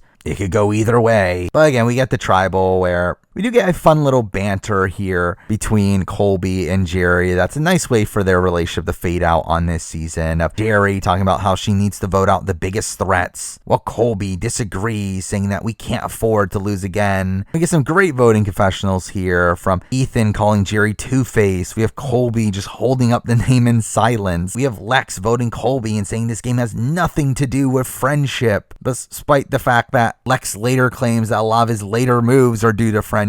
Though again, even then they weren't. But we get Jerry having this iconic confessional and uses the words that he used against her in Australian Outback against him now, and saying that this is a revenge vote. Hell yeah, this great moment that pays off their rivalry here. We also end up seeing Cheyenne, where they don't reveal who she votes for, though she does say, never underestimate my powers, and maybe you should spend some time analyzing your own, which again makes it pretty clear she's voting for Colby. They still try to make it a mystery here, and really this is kind of a cool setup here, the fact that we obviously get all these votes. We see literally every voting confessional, all leading up to a 3-2 vote against Colby, another big name taken off the board. And really Colby's run this season is one that didn't really do too much for me. I mean, he does still have the same attitude that he had on Australian Outback and does have some funny one-liners here and there, but as a whole he's just kind of fine on this season. He obviously comes into this season with a massive target on his back, and probably being the biggest target on the board outside of the winners, and arguably Rob Cesternino, but even then I would argue Colby's target was probably even bigger. But again, he does at least play hard. He does lead the charge against Rich. He almost leads this charge against Jerry. He does have this fun rivalry with Jerry, and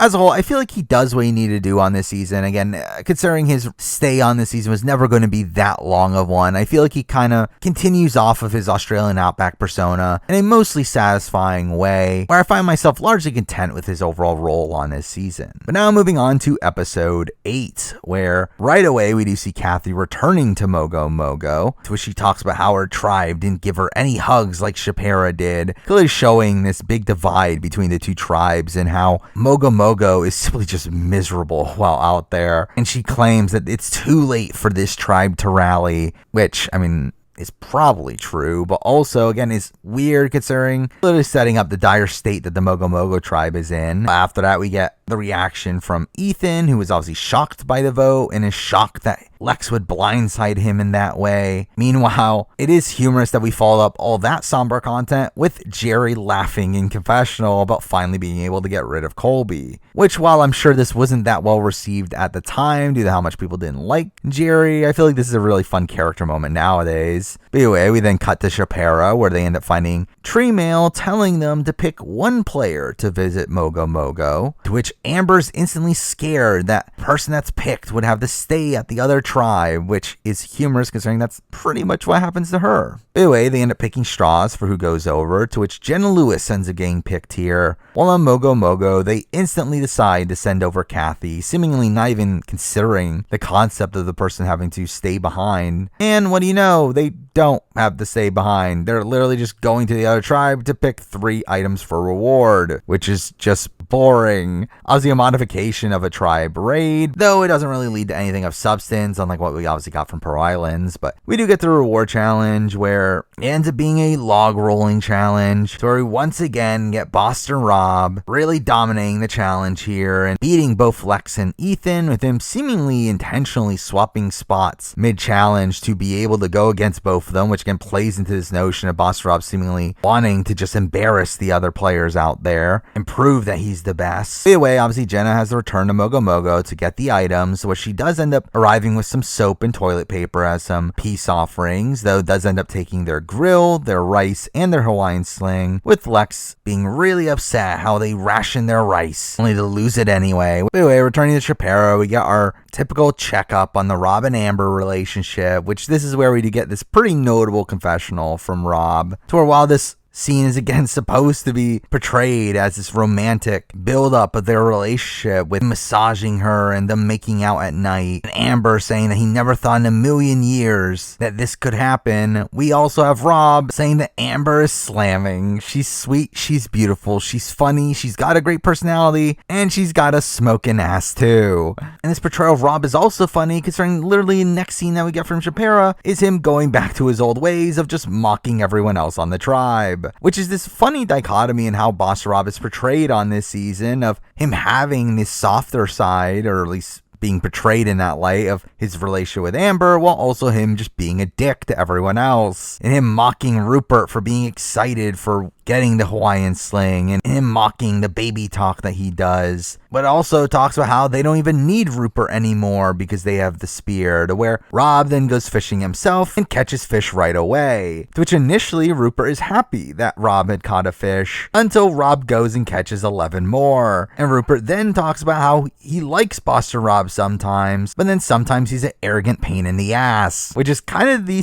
summation of Boston Rob's role on this season, and how again, it just feels like he's on this season trying to prove that he's better than everyone else, and really just comes off as arrogant while doing so, which, while he does still maintain Rupert's jury vote by the end of the season, the fact that one of the people that came out of this experience liking him the most is still someone that actively didn't like him at points in the season is a pretty bad indicator of how Rob maintained these relationships on this season. But anyway, we then follow this up with the immunity challenge, which ends up being the weapons challenge, which is just kind of lame, and that the first 2 rounds are simply only there to determine the amount of ammo you get for the final round. And in that final round, we have Boston Rob winning the challenge for Shapiro once again, while Jerry ends up being upset that she blew the challenge, and through that initially thinks that she's going home, until Lex goes and tells her that it's Ethan tonight, to where Lex talks about being good friends with Ethan outside the game, and because that, he's gonna decide to tell Ethan that he's going, but he can't afford to carry around dead weight and dragging an ex-winner to the end just because he's his friend. Which really feels like Lex is playing with this massive chip on his shoulder, where obviously coming into this, most of the cast was pretty anti-winner and were in agreement of targeting the winners early on. Though this in particular does feel pretty mean-spirited from Lex, to where despite his constant talk about how he's good friends with Ethan, he talks pretty negatively about him here.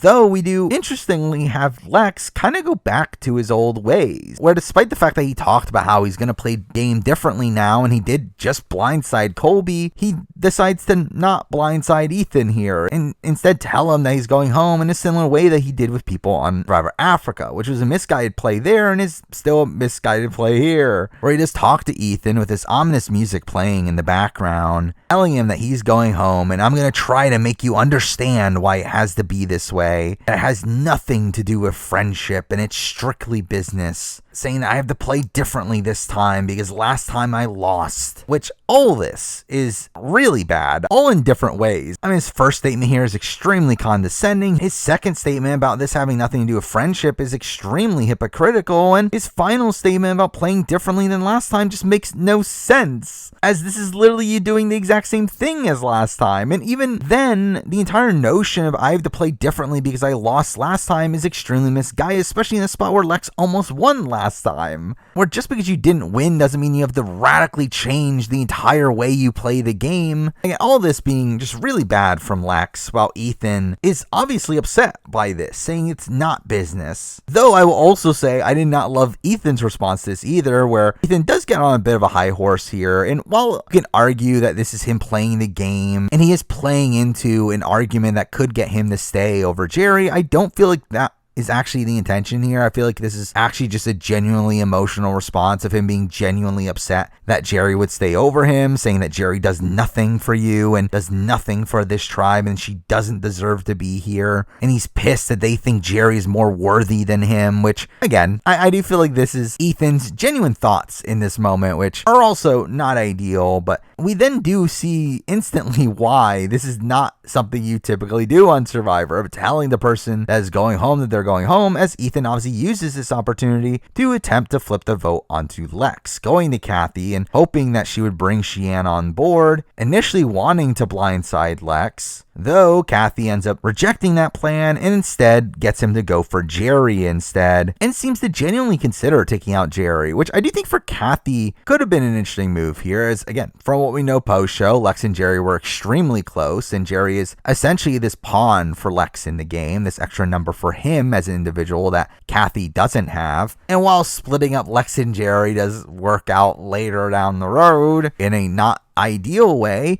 I do think making the move here would have definitely been an interesting move to ponder on, though realistically I think it probably was the better move to get rid of Ethan in this position, to where he is obviously this massive wild card, while at least Jerry is a more known quantity and one that does follow Lex's direction, someone that is obviously very close to Kathy. So again, I do feel like at the end of the day it probably was the correct call here. Though we do get to Tribal, where we do get this debate between Ethan and Lex over the value of taking a winner to the end, where Ethan talks about how he wouldn't even win if he got to the end, while Lex says that that's simply not true. Which, to be honest, I don't really know how it would have played out on this season. If I were to guess, especially of how emotional this jury was, I do think in most instances they probably would have not awarded a winner. I think they would have tried to, at least, to where unless it was against someone they absolutely hated, I just struggle with seeing a jury really rewarding a winner based on their reputations coming into this season. But really, I feel like Lex already had his mind set on getting them out before that point anyway. And in the voting confessional here, we get this other moment of Lex once again just coming off as really condescending to Ethan here, saying that it's really easy to win with grace and dignity, but it's much harder to lose with that same grace and dignity, and let's see how you'll do. But again, it all leads up to a 4-1 Ethan vote, where Ethan has a pretty fun exit from the game here, kissing Kathy on the head as he leaves, and him saying, have fun, play hard, and don't let the bed bugs bite, with him leaving here meaning that there are no winners left in the game. And really just in general, Ethan's run this game is just a really fun one to watch. I do feel like Ethan, despite obviously winning Survivor Africa and doing so of this nice guy image, it was also a game that was just kind of boring from a TV standpoint,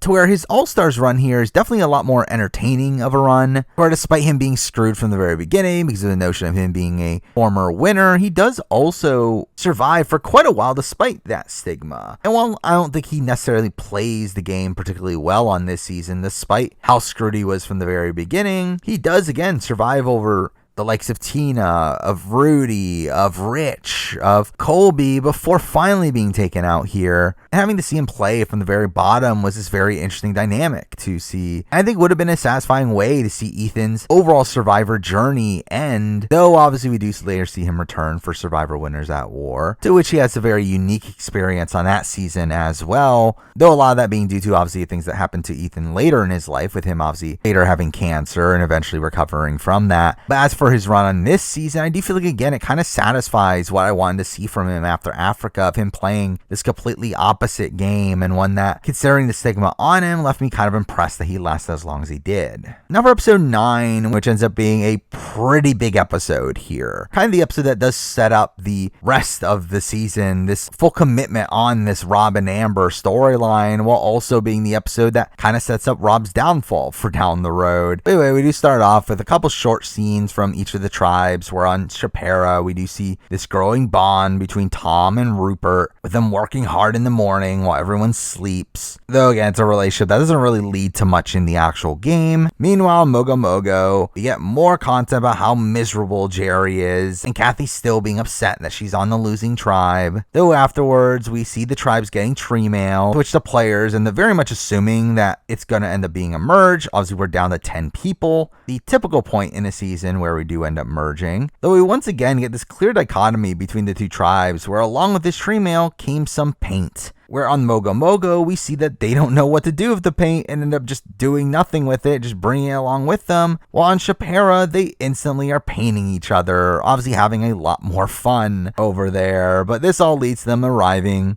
at the meetup with Jeff with no challenge in sight, where instantly the tribes are made to pick an order, and through that order they end up picking a member on the opposite tribe that they get to talk to. Where here we do see Lex instantly wanting to talk to Rob, obviously seemingly due to the fact that they're both the leaders of the two sides and obviously have a pre-game alliance going. We see Tom picking Jerry, again also probably due to him knowing Lex's pre-game relationship with Jerry. We see Cheyenne picking Rupert due to the fact that they both have these very unique backgrounds coming into this season, being the only representatives of their seasons, and through that, it seems to be this bonding thing for them, to where Cheyenne and Rupert seem to always have this pretty cordial relationship across this season, even at moments where Cheyenne is frustrated that the Shapera is not being willing to talk to her. All this ends up leaving Alicia to go with Kathy as the only remaining Mogo Mogo, while Amber and Jenna, being the last Shaperas on the board, end up getting to talk to each other, I guess. Though during these meetups, we do see them getting food to eat, and also see some interesting conversations from Lex telling Rob that he's ready for them to be on one tribe and for them to shake the game up, clearly alluding to their pregame relationship, and Lex obviously assuming that Rob's going to flip over to his side, while Cheyenne tells Rupert that Rob is the biggest threat in the game, and how this is the point where they should target Rob. Which is funny that Cheyenne constantly talks about how Rob is the biggest threat at this point in the game, only for her to then be the biggest proponent for Amber against Rob towards the end of the game. But anyway, the players eventually get back together, to which they are told to go in any order, and are now told to drop their buffs, to which they will draw new buffs, with obviously the assumption being that these are the merge buffs, only for us to see Lex instantly picking Shapera, turning out to be a tribe swap, with Jeff saying, "What'd you think we were merging?" Clearly trolling the players here. And this ends up being a very controversial tribe swap, largely because as we see the buffs continue to get picked, we do end up seeing the tribes largely staying intact, but on the opposite tribes. However, due to the tribes now being split 5-5, at least one Shapera member was always going to be separated from the others, to which that ends up being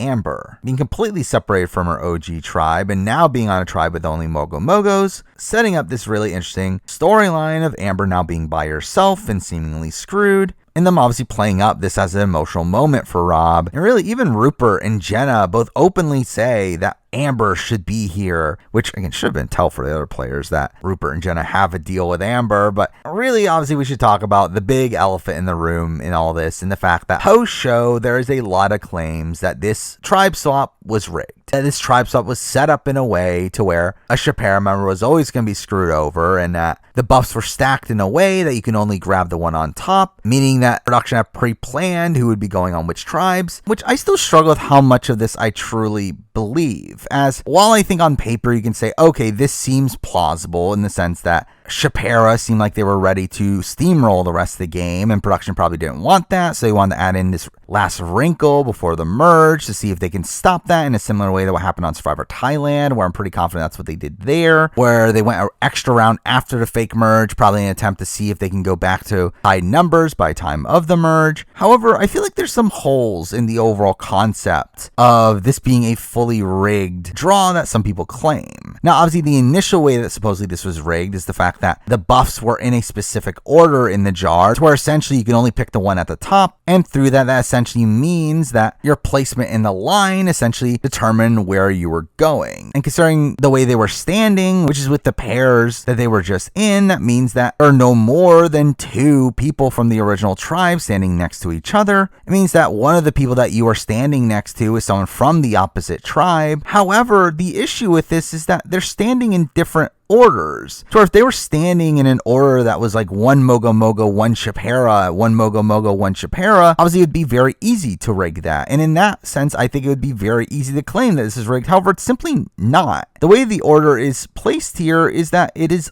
starts off with Lex, obviously a Mogo Mogo, then 2 Shapiras in a row, followed by 2 Mogo Mogos, followed by a Shapira, then a Mogo Mogo, then 3 Shapiras at the end. Again, through that lineup, it doesn't really make sense that this was a swap plotted out to have these exact same tribes done once again, but screwing over one specific player. As through the general concept of them standing in this line and assuming that they were able to stand in whatever order they would want, which again, based on the way they are standing, it does feel like they genuinely got to pick which side they went to. It makes it very difficult to rig this to where it would play out in this exact way of the exact same tribes, but just the last person getting screwed over. Now, I think the other argument you can make is the fact that these buffs were split between men and women, where if you look at it that way, Lex, the only Mogo Mogo man left on the board, is the first person to draw, while the other 3 men are from Shapira, while on the women's side of things, the first 3 women to draw are from Mogo Mogo. However, even in that sense, this feels like this would need a lot of more added planning beforehand of them having to first make sure that Lex was first to pick a buff, for him to be the person to pick the one male Shapira buff, while also on the women's side of things, it would have to be a situation where they were kind of banking on a woman being part of the 2 Shapiras that didn't get picked. And really, I just feel like there's a lot of like weird holes in the overall logic of this being a fully rigged situation to screw over one specific Shapira member. Now again, was this made to obviously shake up the overall structure of trying to stop the Shapiras from running the game? I 100% believe that that is the case. However, to fully say that this is a full outright riggage of a tribe swap where they fully planned on this exact tribe swap playing out in this exact way just feels a bit contrived, and how so many little things have to be pre-planned out for this to happen this way. And even beyond that, we obviously have to talk about the Amber of it all, and the fact that Amber is the one specific person to get screwed over here, which I do feel like 100%, while it plays out in an optimal way, where obviously Amber does survive the vote, and that does just further strengthen the Robin-Amber relationship and the overall storyline, I do feel like Amber being separated from Robin, being in potential danger, and could have gotten sniped out of the game due to this twist is not ideal for the storyline. To where, again, I feel like they were very fortunate in what ended up happening and that Amber got saved here, as otherwise I feel like this would have been a very underwhelming end to that storyline, and in a way that I don't think that's the way production would have wanted Amber to go out of the game. Or I think that's also kind of a minor hole in all this as well, to where if they were to fully rig all this, why would they want to rig this against Amber over an Alicia or a Jenna Lewis, who had a lot less to bring to the season's overall storyline? Now again, I still stand by the fact that yes, there probably was some wonkiness in how all this played out. I tend to believe the stories that the buffs were put in the urn in a specific way that made it difficult for you to not pick the one that was on top, and through there's probably this set order of buffs being drawn, and mixing that in with the wonkiness of the lineup order, with it having a Shapira and a Mogo Mogo back to back, that yes, I do think this swap was always intended to screw over Shapira as a whole. However, again, I do think the overall notion that one, it was meant to screw over Amber is completely misguided, and even beyond that, it being a specific swap to where every single thing about it was pre-planned out for it to swap in this exact way of the tribe staying exactly the same, but one Chapera member moving over to the other tribe is again just something so contrived. I don't fully believe that aspect of the story. But either way, we then actually get to the tribes going to their new camps, with Amber being obviously the only Chapera to stay at the Chapera camp, and her instantly feeling like she got screwed and is upset that she's now separated from Rob, which again, at the end of the day, I think all but strengthens their bond by the end of this season. I think there's an argument to be made that if it had not been for the hardships that they experienced through being separated here, their bond wouldn't have been as strong postseason, where who knows if they end up being in the lasting relationship they end up being. But obviously we do see the Mogo Mogo members here, obviously celebrating being at Chapera's camp, this camp that's much better than their OG camp. And we do have some content from Jerry with her brushing her teeth and seeming like her fortunes have turned around, and through that can be interpreted as her edit turning around, until Amber then voices her displeasure at how much they're using their cleaning supplies, which once again knocks Jerry down a peg. All in the Mogo Mogo tribe, we have them obviously being upset, being left with a crap camp, as Jenna Lewis likes to say. And we have this awkward moment of them eating in complete silence, all being somber at losing Amber here. And this is followed up with a kind of humorous line from Alicia of her saying that she's happy the other tribe can be impressed by what they had, as it'll show them how much they sucked. But anyway, obviously the main focus here ends up being on Rob, who's upset that Amber's by herself, to where emotional music ends up playing here. And Rob ends up leading a cheer to her, saying that he hopes she makes it, saying that it aggravates him that they got his girl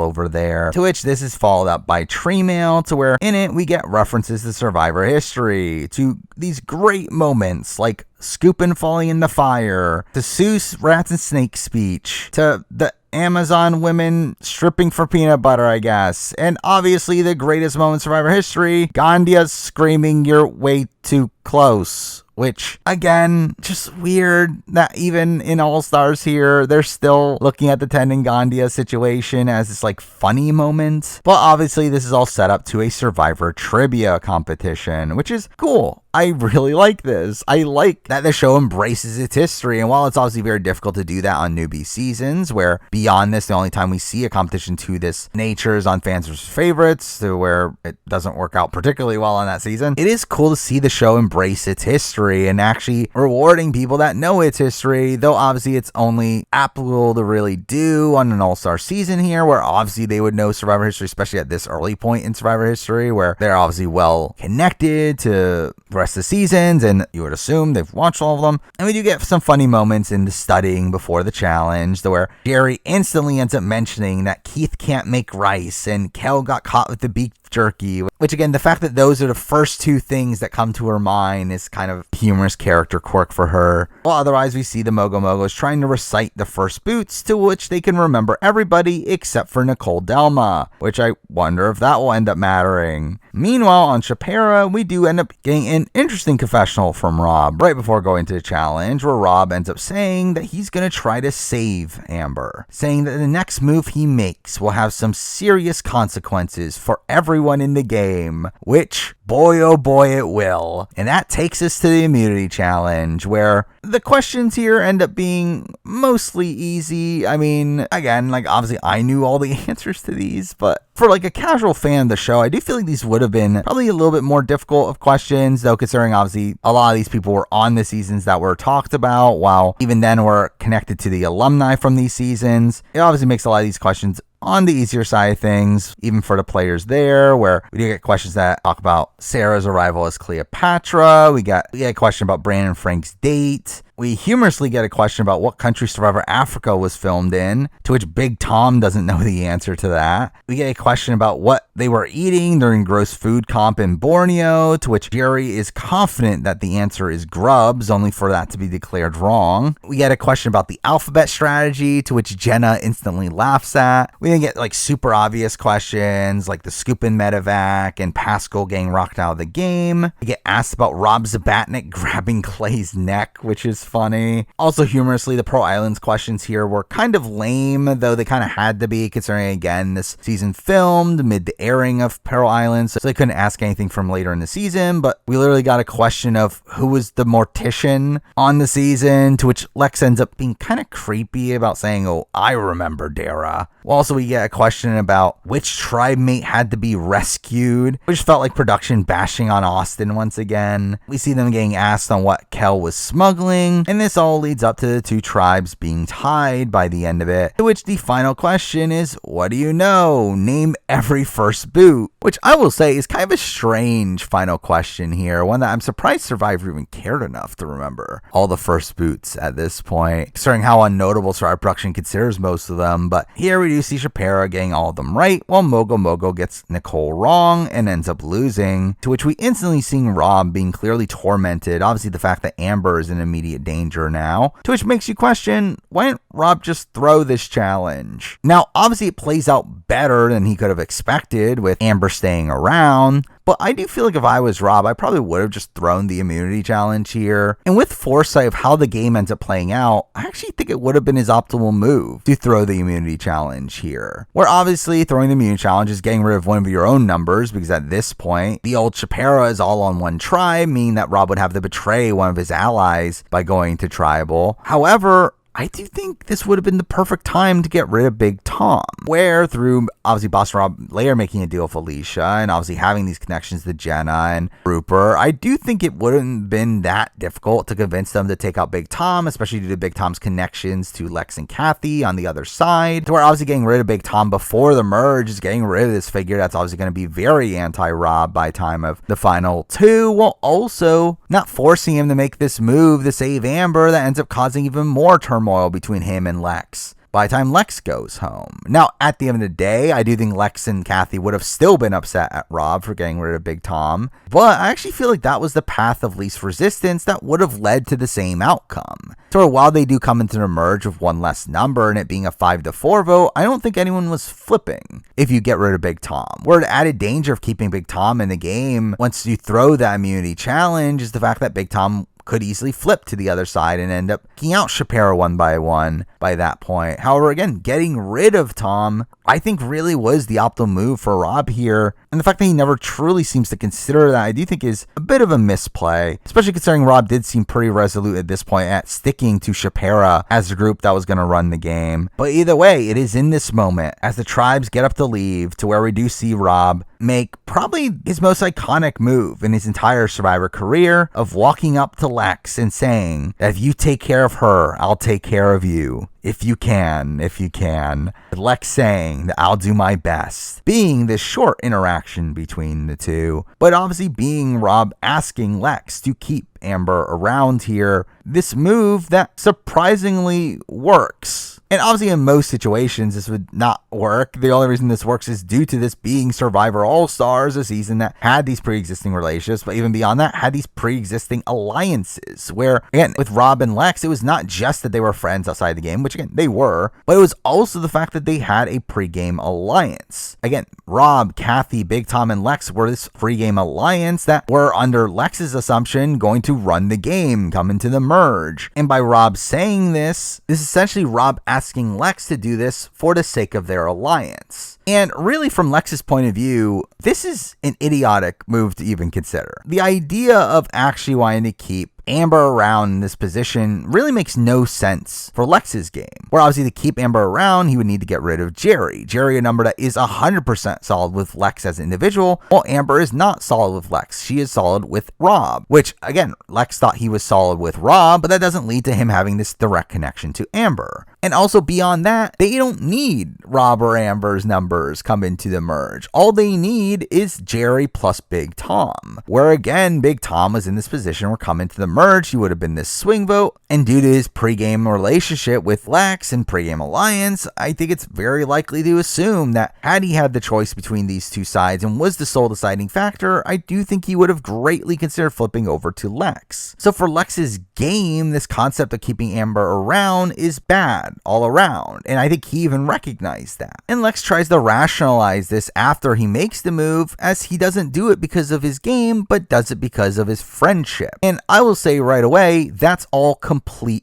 bullshit. Where again, this was never a move about friendship. This was a move about Lex having a pregame alliance with Rob, and due to his pregame alliance with Rob, thinking that by keeping Amber around, he can use that to manipulate Rob for down the road, use his favor to his advantage. But even then, he didn't even want to do this move. And really, at the end of the day, a lot of talk around this move is around Lex's decision for this move, when it's not even Lex's decision. And I think Lex himself would admit to that even nowadays, where nowadays he talks about how his biggest regret from this season is how he couldn't convince Kathy to vote out Amber. And the truth around all of this is not that Lex wanted to even make this move, it's the fact that this move was actually Kathy's move. Lex actually had no real agency in this move. This is a move solely made by Kathy. Kathy was the person that wanted to keep Amber around, wanting to keep her around because of her pregame relationship with Rob, both from Marquesas and from after the show, to where that is the reason they keep Amber around. Not because of Lex wanting to keep her around as a gesture of friendship to Rob. And even if it was, that goes completely against his entire mantra coming into this round, where he talked about how this time it's all about business and not about friendship. And by him now claiming that it is about friendship and that's the reason why he's upset at Rob is just a whole bunch of bullshit. Like, Lex's anger after making this move and it not working out for him is that it is a move in the game. He is making it because he couldn't get Kathy to go on board with his plan, and once doing so, decided to take advantage of this opportunity and trying to use it to gain favor with Rob, only for Rob to obviously not take that in consideration. Obviously, he gets upset at Rob, which again, it is in his right to get upset at Rob and to eventually not give Rob his jury vote because of that. However, I also think it's still extremely hypocritical for him to view the game in that light,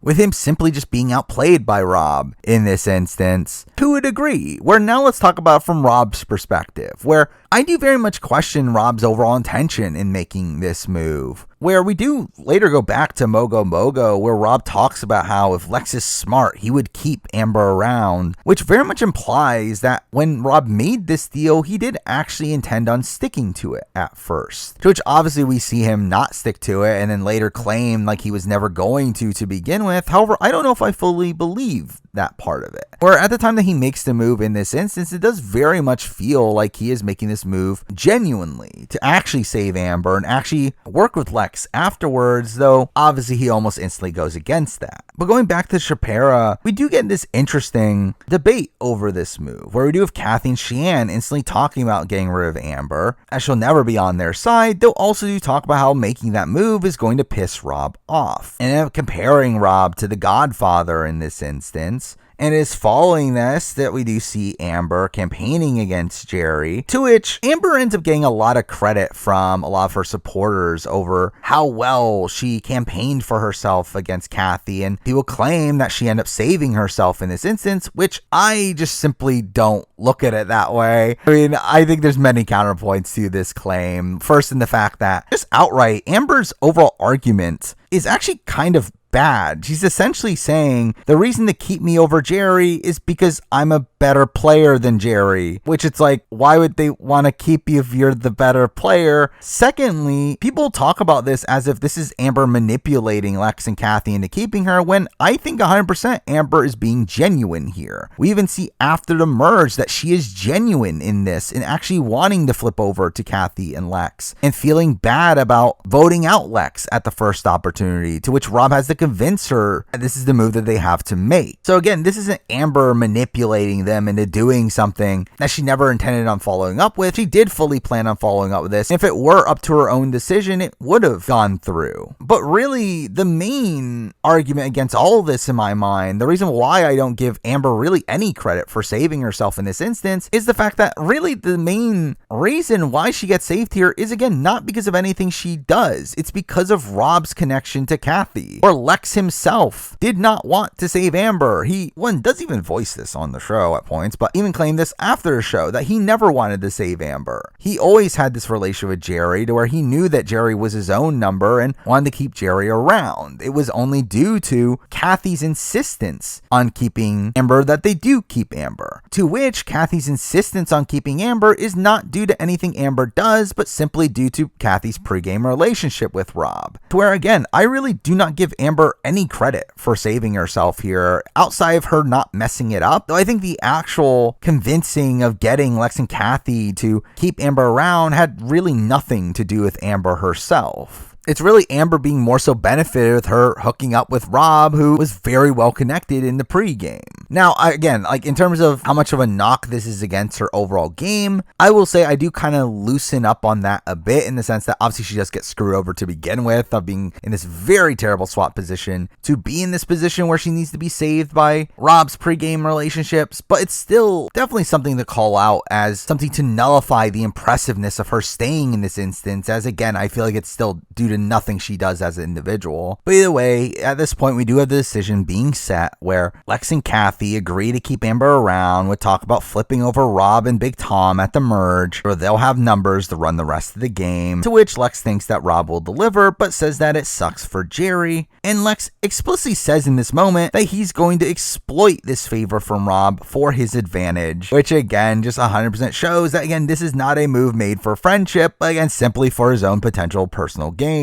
But is in this instance where Lex decides once again that he can't blindside Jerry and needs to tell her before it happens, to where he does go to Jerry, and once he sits her down, she instantly knows and just says, "Explain to me why," which is a humorous little moment there, but again, once again, showing Lex not really changing his ways. And while we do get a little bit of tension between Lex, Kathy, and Sheann, with Sheann being upset at how Lex has handled this situation, it really doesn't change anything as we get the tribal, and it's obviously a 4-1 vote where Jerry gets voted out, with Jerry having a pretty sad farewell from the game here, telling everyone it's been an honor playing with you. And again, Jerry's run on this season is an extremely complex one. I think it's really interesting considering obviously she came into this season with a really bad reputation. People did not like her on Australian Outback. She was really hated, and she kind of comes on this season having these moments of redemption, yet despite that, the show still kind of shows her negatively at points as well. It's kind of this mixed bag of an edit to where it kind of just goes all over the place, to where I really don't even get what production's true intentions were with portraying her in this light. Though I do think for Jerry herself, I could very much see Jerry wanting to use this as a bit of redemption for her, to where while we do obviously see her come off a bit more negatively in terms of her voting out Colby, which again, I could definitely see how the audience would not love that considering how much they did love Colby, I do think outside that, I kind of see Jerry playing this season in a way to kind of change the perception of her. Like, I feel like unlike a lot of the other people on this season who kind of double down on their initial personas, Jerry feels like one of the few that's actually trying to change their persona and not trying to be looked at as the bitch from Survivor as she was claimed, and instead try to come off as a bit more sympathetic, which again comes with some mixed results. Now, gameplay wise, I mean, there's not really much to really say about Jerry on this season. Like Ethan, she's kind of on the bottom for a lot of it, and the only point that she's not is on the original Saboga tribe, to where we didn't really get to see that much of what she was doing as an individual there, and she does go out in a very wonky circumstance here, despite the fact that she's there with Lex, who's this really solid pregame relationship for her. Lex was not able to save her in that instance and gets taken out due to this pregame relationship between Kathy and Rob, and again, it's just kind of a strange way for her to go out here. But obviously this isn't the end of her story, as we do later see her back for Heroes vs. Villains, which I do think is probably the full metamorphosis for Jerry that really rounds out her character even more, though this feels like a solid middle entry that kind of ends up feeling like a bit of a mix between her two runs. But anyway, moving on to episode 10, which is really the climax of the season in my mind. It is the moment that obviously pays off of the previous episode, where we do see the obvious betrayal of Lex, which really ends up being the biggest moment of this season. I think really the moment that is the most remembered of this season, and really a moment that ends up really solidifying Boston Rob's legacy in Survivor, and in this gaining him this reputation as this cutthroat player that people remember him by. But strangely, that's kind of saved for the back half of the episode after they do formally merge, while the first half is still spent on individual tribes, and even then done so in a bit of a wonky way. Anyway, we do start off on Mogo Mogo, where we see Rob sat on the beach. It would be great if Lex came through for him, but doesn't really believe that will happen, and because that, he decides to make a new Final 2 deal, this time with Alicia. With him talking about being alone if Amber is gone, and him having a target on his back. And this really just ends up securing him in the game at this point, to where at this point he has deals with literally everybody on the Shapira side of the game. Obviously having a Final 2 and a Final 3 with Big Tom, having a Final 4 with Jenna and Rupert, having a Final 2 now with Alicia, and Alicia is extremely receptive to this deal, saying that she'll agree to never write his name down, which again later turns on him by the end of the season. And a lot of people do claim that this was a move that was unnecessary for Rob to make, that this is a move that loses him the game, as this loses him Alicia's jury vote. However, I have a couple counterpoints to this. First up is, obviously at this point he didn't know that Amber was going to stay in the game, and really if he had waited until Amber had already stayed in the game, then at that point making this deal with Alicia would have been even more sketchy. And also just naturally, I don't think Alicia was going to vote for Rob anyway. Or a lot of people claim that this was a game-losing move for Rob because this makes it so Alicia would never vote for Rob, which yes, this does confirm that Alicia won't ever vote for Rob, but her and Rob didn't like each other to begin with, and were constantly getting into fights, while her and Amber had to pre-game relationship due to the Australian outback, and really I just think she was a lot more likely to vote for Amber anyway, to where again I don't really fault Rob that much for making this deal here. While it does add to the hostility that Alicia has for him, I don't think it really costs him a jury vote by the end, as I don't think it's a jury vote he ever really had to begin with. Also, even beyond that, even if it did, I think Alicia's just kind of dumb to even believe this deal to begin with, where really the fact that this is the only deal that Alicia makes on this season is a Final 2 deal Boston Rob at the Final 10 is really insane to me, to where I really don't get what Alicia was even doing on this season. So it feels like she was just actively staying out of alliances for the sake of it, where again we do see her play the game pretty strategically on Australian Outback, working alongside Jeff Varner, and for her to just completely not even try to play a strategic game on this season is also just very bizarre to me. And then for her to be so stingent on this Final 2, to where the instance where Boston Rob betrays her, she's so indignant in the fact that he does so, especially when Rob has Amber in the game by that point, who he is obviously going to be more loyal to than Alicia, is just again really stupid. To where again, in terms of Alicia's bitterness towards Rob, again she has every right to feel that. However, I also still feel like she's an idiot for putting any credence into that alliance to begin with. So again, yes, people claim that this is a bad move for Boston Rob. However, I really don't feel like it's a move that really changes up anything really, as again I still don't think Alicia was going to vote for Rob either way. But either way, we then move on to the reward challenge, where for some reason, despite us merging later in the episode, they don't merge here, and instead we see us getting an individual reward challenge for no reason, which is again, why didn't we just merge? But obviously we do see the Mogo Mogos celebrating when Amber comes in, which again should have been a big sign to Kathy and Lex that they made a big mistake. But again, this ends up being a reward challenge where the winner ends up going to the spa and can take 2 people with them, which is just a strange reward to be a technical pre-merge reward, where Rupert ends up winning here and takes Jenna and Amber. Again, once again, should have been a major sign about Rob and Amber's deal with Jenna and Rupert. And really the reward itself here ends up being kind of boring. It's really just them freaking out over getting deodorant and makeup. We do get this pretty creepy line from Rupert of him talking about how Jenna and Amber are looking beautiful and he wants to hug and kiss them all over, which is like, no, don't say that. And strangely, this is followed up by the players being gathered the next day as the players return from reward, only for Jeff to then reveal that they are finally merged, which again, why didn't we do this earlier? Obviously, I guess it's because the three were on reward, so they were like, well, it's weird to merge them only for them to not even all be together immediately after they merge. But again, it's still kind of weird how they structured all this. But anyway, all the players are now told that they have to rebuild their camp on Saboga Beach, to which they have to rebuild their shelter, to which Jeff instantly props up Rob as the shelter builder, which feels like the first true instance of Jeff's love affair with Boston Rob. But here we see them getting blue buffs, and we end up seeing them name their tribe Chabogo Mogo, just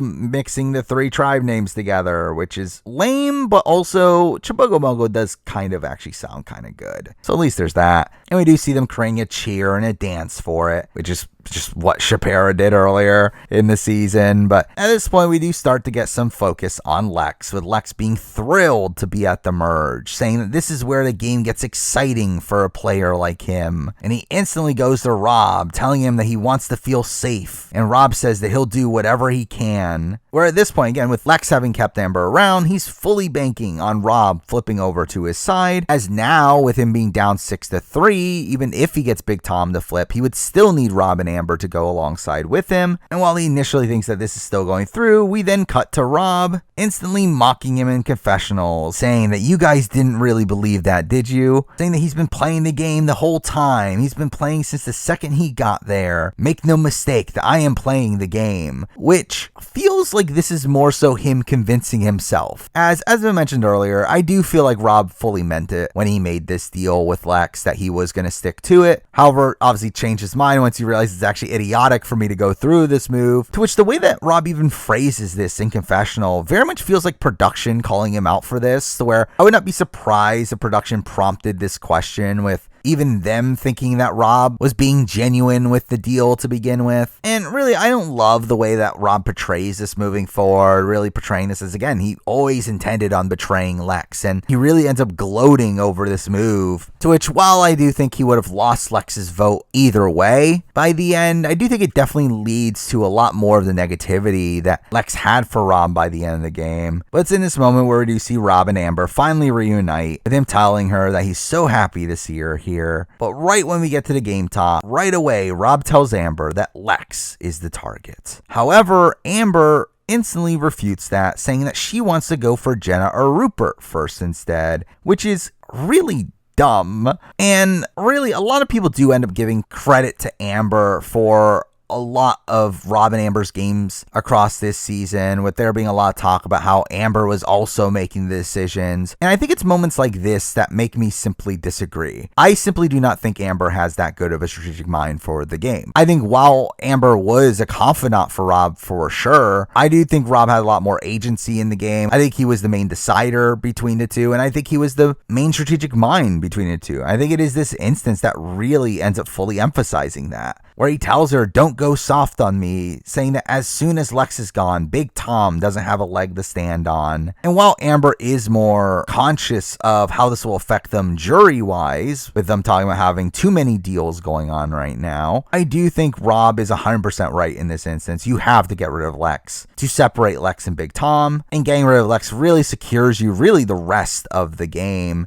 where again, they are just so locked in on the Shapira side of things, to where they're pretty much guaranteed to make endgame by that point. But either way, we do follow this up with the immunity challenge, which ends up being a redo of the first ever immunity challenge, with it having an underwater endurance portion, and then the top two end up moving on to a face-off and then releasing some buoys. Though an interesting wrinkle here is that this immunity challenge will have two winners, one man and one woman, which is the first time Survivor does this in having two winners split by gender, which they do many times moving forward, which I think at the end of the day is a pretty inoffensive twist. I think it's fine. And it obviously increases the odds that someone in the minority will end up winning the necklace, with obviously them facing off against less opposition. So again, overall, I do find this twist largely fine. And while Lex does come extremely close to winning here, Rob does have a come from behind victory against him, while Kathy pretty easily beats Amber in the final round here, giving them both immunity. But it's following this that we get to the real meat and bones of this episode, the part that really ends up being the most iconic part of this season, the part that really tests the All-Stars theme probably the most on this season. The theme of having these returning players and these pre-existing relationships and seeing how they affect the game, where we do instantly hear from Lex saying that Rob hasn't been making him comfortable and thinks that Rob is yanking his chain, with Lex saying that he thinks he made a game-ending blunder, leading to Rob finally approaching Lex and Kathy, with Rob saying that he appreciates what they did to save Amber, but he is going to be sticking to the Shaperas. And we instantly see these sorrow reactions from Lex and Kathy, with Lex saying he can't believe what he is hearing, with him claiming that this wasn't a game or strategic decision, which again, it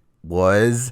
You even say that in the last episode, but he says it was a brother coming to another brother, saying friend to friend. He says, I had my game all worked up and I would have had my numbers advantage. And I did that because you were my friend. I screwed up my game and you have more allegiance with them than you had with me. Telling him that's about being betrayed by a friend, about getting a knife in the back. And you just tell like how much Lex is truly distraught in this moment. And again, I do think at the end of the day, he is extremely hypocritical in a lot of his beliefs about this just being about friendship and him claiming that this was not a game move when it was clearly a game move and a bad one at that. And again, one that he didn't even want to do. It was Kathy.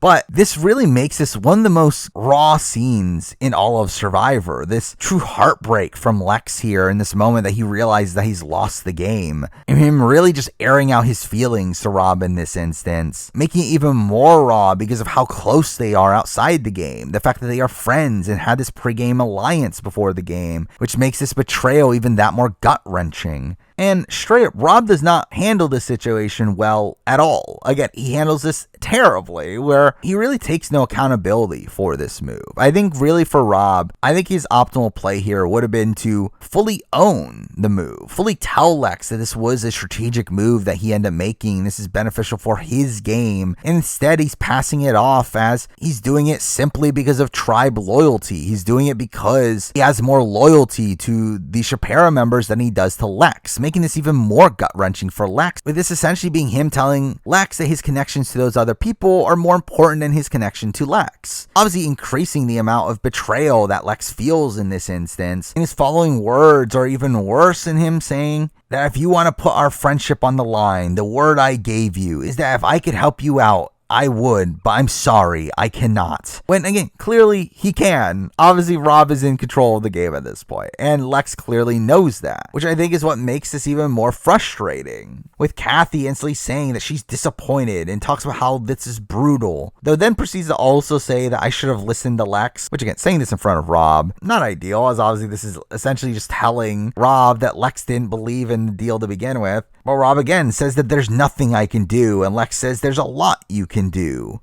and that you're breaking my heart, and I can't believe it. To which Rob, again, coldly says, I'm sorry you feel that way, and walks away, which is, again, just terrible.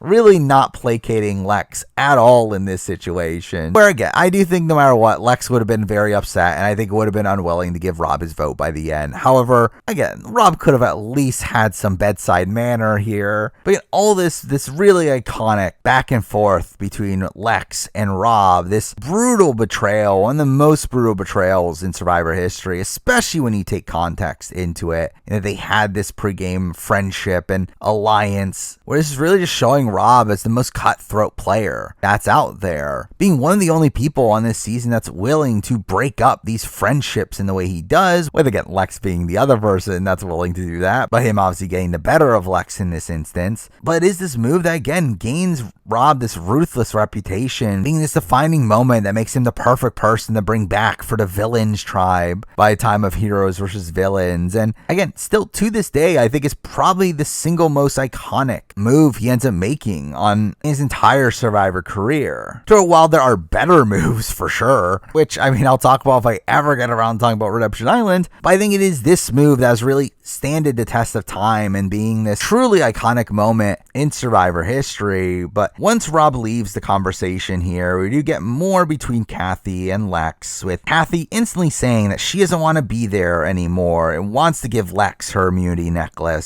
saying that she doesn't want to come back cowering and doesn't want Boston Rob to get away with this. Being this first inclination of bitterness towards Boston Rob, even though, again, I do fully believe Kathy overturns this opinion by the end of the game, as I do think she would have been willing to vote for Rob in numerous situations. But again, this really ends up being the only suspense coming into the tribal is Kathy going to give up her immunity necklace or not? Which, considering Lex literally turns her down in the scene, I don't get why they still decide to go all in on this idea. So where by the end of tribal, when Kathy ends up keeping her immunity, they end up showing Lex being shocked and him shaking his head, which is clearly not the reaction to her keeping her immunity, considering he literally told her to keep it. But even outside that, it's a pretty dark tribal here, one where it's pouring rain in the middle of it, and Jeff clearly calls out that everyone is depressed. And we do instantly see Rob talking to Lex, saying that he wants everyone to know that if he is your friend, he is your friend. And after it's all over, if you don't want to be my friend, there's nothing I can do about that. Which, again, also not a great response. But either way, we get to the vote. It's 7-2 for Lex. Sheehan even flips the vote at Lex by the end of it, which feels kind of weird. I don't know what the real point of any of that was. I guess maybe to keep her safe over Kathy, but that was always going to be the case. While Lex and Kathy end up voting for Amber, and we do get this interesting voting confession from Rob as he votes for Lex, saying, I hope we can get over this, with, again, Rob in his instance seemingly genuinely being worried about their friendship. And obviously we do know that this ends up being a lasting feud between the two, to where despite being very good friends coming into this season, their friendship's completely broken off after this season. And while they seem cordial in the modern day, they really are not friends anymore. But anyway, we do lose Lex, who was obviously a massive character on this season, a massive iconic figure from this season, where, again, his betrayal by Boston Rob is still to this day one of the most brutal betrayals in Survivor history, and if not, probably reality TV history. I mean, just that scene of Rob and Lex's back and forth is one of the most gut-wrenching scenes in Survivor history. And I think when mixing that in with all of Lex's character development coming into that point in the season, of him betraying Colby, him voting out his own friend in Ethan, his constant talk about how this is business and that he's come to win this time, I think for this to be his downfall in the game is just such riveting TV.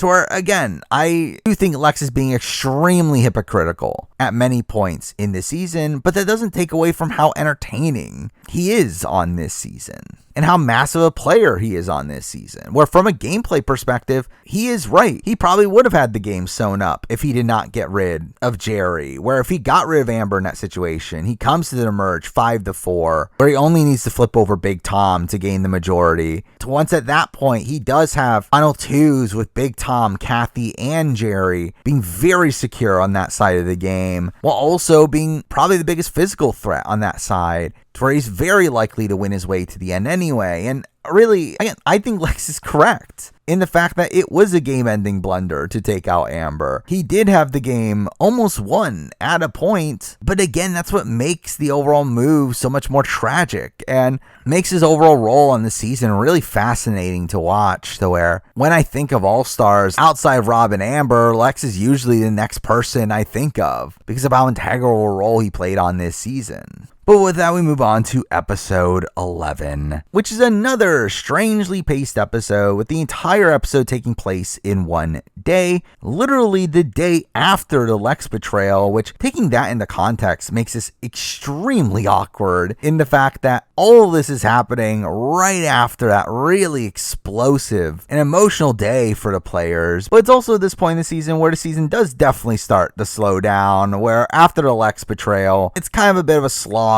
up until the final 5 episodes. The next few episodes having very predictable outcomes. But anyway, we do start the episode with them obviously returning to camp to find it flooded, with us getting a bit of a focus on how tough the conditions are, which is kind of boring. But we then do hear some reactions to the Lex vote, with Kathy obviously being upset, however, strangely blaming Amber more than Rob for some reason, which again, based on her reactions to other things on this season, I think some of it might be due to misogyny, but also I think some of it is her connection to Rob, where she's still looking fighting for the good that she knows is in Rob from her experiences out of the game. Well, also, I think she also holds resentment towards Amber for Amber being the one to take Rob away from her, where in her mind, it is because of Amber that Rob betrayed their alliance, and because that it's Amber's fault, which again, I think is misguided, but I think that is largely the way that Kathy looks at this situation, which this bitterness against Amber really carries to the end of the game, where once we get to the very end of the game, despite most people's bitterness at Rob, Kathy clearly is bitter against Amber at the very end of the game, to where while the likes of Lex, Alicia, and Tom were probably never voting for Rob in any situation, I think Kathy was a person that was never voting for Amber in any situation. But anyway, we then cut to Rob, who says that everything went according to plan, though says that it was a tough vote, with Lex saying some personal things to him. And the way that he phrases this definitely makes it seem like there was more stuff said that was cut for the show, especially with the implication this happened immediately before Tribal. So it definitely feels like we didn't get to see everything here. But anyway, we then see Kathy and Rob talking once again, talking about the Lex vote, which is an interesting conversation. The fact that it very openly talks about their pregame alliance of them having a final four of them, Lex and Tom, and that being why they're so angry, which I'm surprised is actually made air. I mean, at the end of the day, it's much needed context for why the Lex betrayal was as brutal as it was. So again, interesting they allowed pregame talk, as it does feel like for most of Survivor history, they try to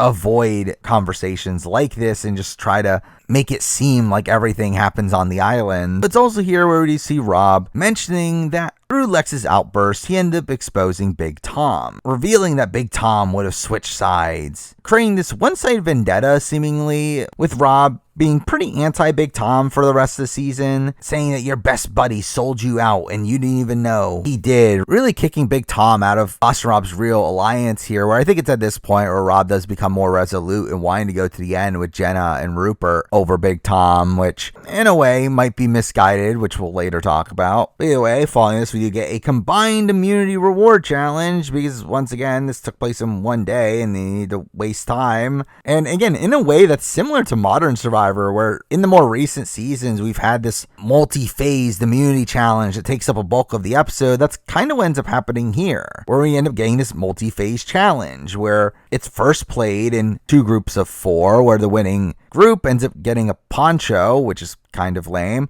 while beyond that, that group of 4 that ends up winning that ends up competing for immunity immediately afterwards, where the winner gets immunity plus also a video from home, which it's like, why did only the winner get the video from home? Like, that's kind of random. Why not the reward winners? And really beyond that, I do think the overall format of this challenge just kind of sucks. Again, the entire point of immunity is to increase the chances that the person that is most likely to go home ends up being safe, which can cause some drama. Obviously adding this opportunity for Pagong to be stopped. However, through the team portion of the challenge leading into the individual portion of the challenge, it really ends up screwing over someone like Kathy, who is obviously the number 1 target on the board. However, because her team didn't win part 1, which had things out of her control, she can't participate in the immunity challenge by the end, which is just, again, kind of lame and kind of nullifies most of the point of an immunity challenge. But either way, before the actual challenge starts, we do get to see small snippets of the videos from home, which, again, were not that interesting, really. Though Jenna finally gets a video this time, unlike obviously in Borneo. Well, we get this really awkward video from Rob's brother Mike, who does a Don King impersonation for some reason. As for the challenge, it's this big obstacle course that Alicia, Amber, Rob, and Sheehan end up winning. Where the immunity challenge immediately after it is a slide puzzle, which is not that interesting, and Rob wins, really being this major moment of him being emphasized as being really good at puzzles. And it is funny that we do get some shade from Jeff here and him saying that Rob wins a video from his brother that I'm sure no one wants to see. Well, it's following this where before Rob gets to see his video, that he decides something a bit interesting here, and that he ends up asking Jeff if he can give up his video so that everyone can get their letters from home. Something that Jeff ends up allowing, which I do find a bit strange. Now, at the end of the day, I think it was mostly production that allowed this, not Jeff. At this point, Jeff was not executive producer. But I do think this is a deal that really benefits Rob in his position. While it doesn't actually gain him any favor, it is interesting that he allowed him to barter his reward as a way to give everyone else a reward. Which, I mean, to be fair, we do see some instances of this down the road. though usually that's revolving food, not letters from home, which are a lot more personal. Though at the same time, this is something that really shows you Rob's expertise in the game once again, really showing him thinking outside the box and trying to use everything to his advantage. To which, I mean, he does later claim that while it was a strategic move to a degree, it's going to be a move that's misinterpreted. In a way, I do think this was him genuinely feeling bad for what happened with the Lex situation and wanting to pay back those he wronged. But again, at the end of the day, it's still a very out of the box thought that Rob comes up with here. I do think is pretty solid play from him. But because this does happen, this obviously ends up wasting more time on the show of everyone reading their letters, which is just boring. Which also might even play a factor into why they allowed this to begin with, is because they knew that, okay, well, if nothing happens this episode anyway, at least we have this content to rely on of everyone reading their letters. But it's in this moment that we do get Shiann essentially calling out Rob for making this move in confessional, saying that this does show the strengths of Rob's character, but she also thinks it was a strategic move and that it might end up winning him $1 million, which, again, it's funny that Shiann gets lines like this about Rob's game when she's literally the only person that votes based on game at the end, and she votes against Rob in that instance. Anyway, when it comes to the vote, I mean, the episode does try to set it up as it's Shiann or Kathy, but in reality, obviously, it's Kathy here. And we do end up seeing Rob kind of apologizing to Kathy, though, I mean, again, it was kind of a half-assed apology. And really, Kathy comes out of it still wanting to target Rob and Amber anyway, to which we do see her approaching Tom, telling him that he has to do something, with them both agreeing that they don't want Jenna to win, only for Tom to do nothing, which is really the epitome of Tom's game on this season. But interestingly, we do also get a line here from Kathy saying that she doesn't want Jenna to win and that she wants Tom to take her out for her later down the road, which I think is a very interesting line here. As obviously a much talked about debate over the end game of this season is if Boss Rob could have won the game, where a lot of people do believe that Boss Rob had no chance under any situation, where I've always stood by a notion where I do personally believe that Rob beats Jenna Lewis. Though I've always come down to the fact that I do think it is Kathy that is the swing. However, having forgot about this moment here, I feel like this moment here makes me even more solidified in that fact. The fact that Kathy's literally saying before she goes, make sure to get rid of Jenna because I don't like her. While also her constant talk about her still feeling her connection to Rob and wanting to vote for Rob at the very end. It makes it pretty clear to me that Rob would have beat Jenna, but I guess we'll talk about that probably a bit more in depth down the road.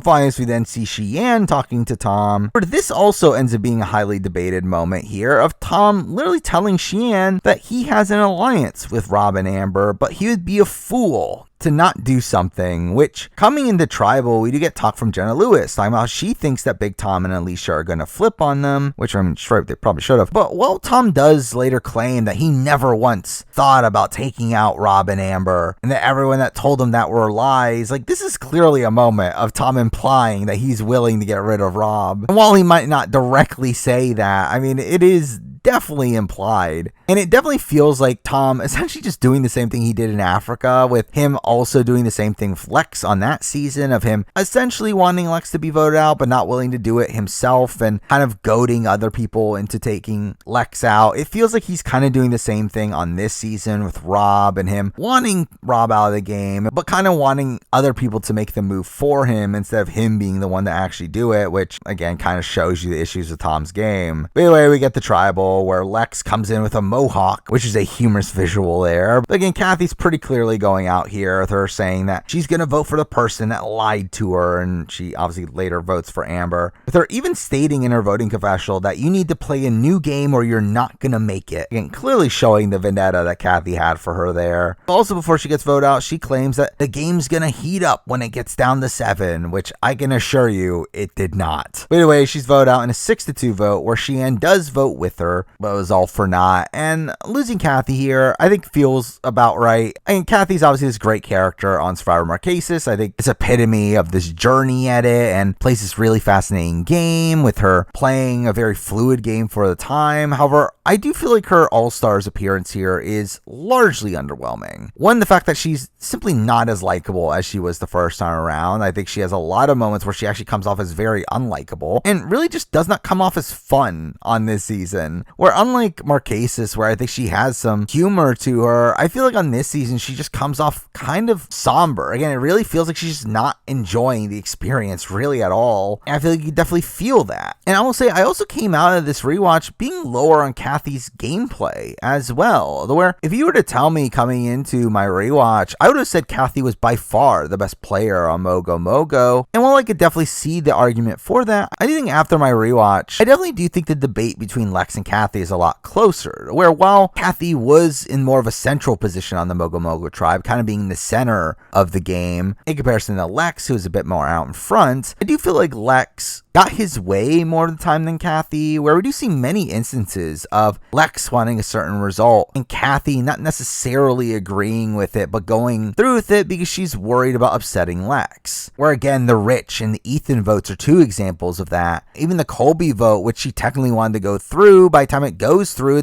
because Lex is the one that wants it to go through. The only time that Kathy really gets her way on the season is the Jerry vote, which is not good for her game. It ends up sinking her entire game. I do think my overall opinion of Kathy's game has definitely gone down on the rewatch here, and mixing down the fact that she just was not that enjoyable to watch on this season either, I do think I'm overall a bit underwhelmed with her role on this season. But with that, we do move on to episode 12, aka the big Shian underdog episode, as that's really what most of this episode ends up being, where Shian is clearly on the bottom and primed to be the next one to go. And early on, we do get a lot of focus on her campaigning, though it's really all for naught, but she does approach Boston Rob and asks him what he's going to do, to which he says he's going to stick with his group, only for Shian to say that she would be shocked if Boston Rob made it to the final two, which again is this interesting dynamic with Shian and her later jury vote for Amber over Boston Rob, as I do think her vote was one of the few that was purely based off of game reasons. And it is interesting that her overall conclusion by the end is to vote for Amber over Rob, which again we will talk about, but I do think this is kind of the start of that downward trajectory for Rob, where in him telling Shian that he's not willing to go against his group, I think it kind of ices out Shian in this instance, to where this causes her to talk less game with Rob, and through that also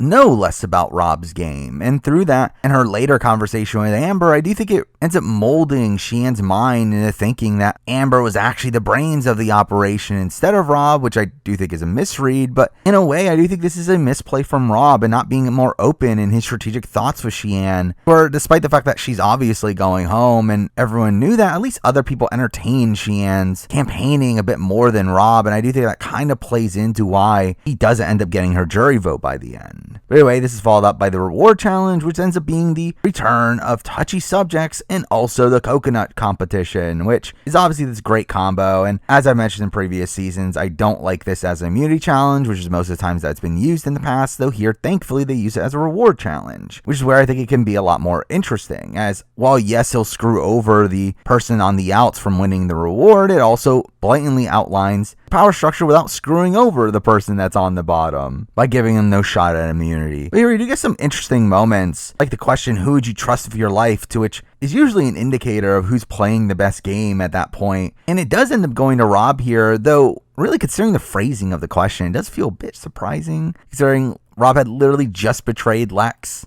a couple episodes ago. We also get this humorous little moment of Rob answering himself for who's the most honest in the game. And really the pecking order here is a bit interesting, to where despite Shian obviously being this clear target, she actually doesn't go out right away. We do see Rob actually knocking out Big Tom, which really shows you where Rob's trust of Big Tom lies at this point. While Shian also ends up outlasting Jenna as well. Anyway, Rupert ends up winning the challenge without even getting hit a single time, which is pretty impressive. But there's also this reward challenge that we get the announcement that it will be one where everyone goes to a restaurant for a night, to where the winner will divvy out what foods each person gets. A reward that I've personally always liked. I do like this further ability to show the pecking order, by obviously there being a hierarchy of the foods, and you get to see who gets the better foods, and through that, again, just adds this interesting social strategy aspect to the reward that I do really enjoy. But sadly, it's something they never really reiterate after this, where while there's kind of a modification of it in Guatemala, even that's kind of a more watered down version of it. So again, this is something I wish they would bring back. But through this challenge, we do also get Alicia being really upset, as she ends up getting a lot of the more negative connotations, getting who doesn't deserve to be an all-star and who's under the the false assumption that they're smart. And this leads to her being clearly annoyed around camp, leading to even more negativity for Jenna, where Jenna tries to comfort her and Alicia talks about having no connection to her, making it even more clear that Jenna simply wasn't liked out there, and had it not been for her being potentially up against Rob and Amber, I think she would have lost in a landslide against really anybody else. But anyway, we get to the reward, where right beforehand, Rupert does talk about how he didn't want to win, and this is what hurt him in the Pearl Islands, is him winning reward, which is not really what hurt him in Pearl Islands, but to be fair, I mean, he hasn't watched it back at this point, so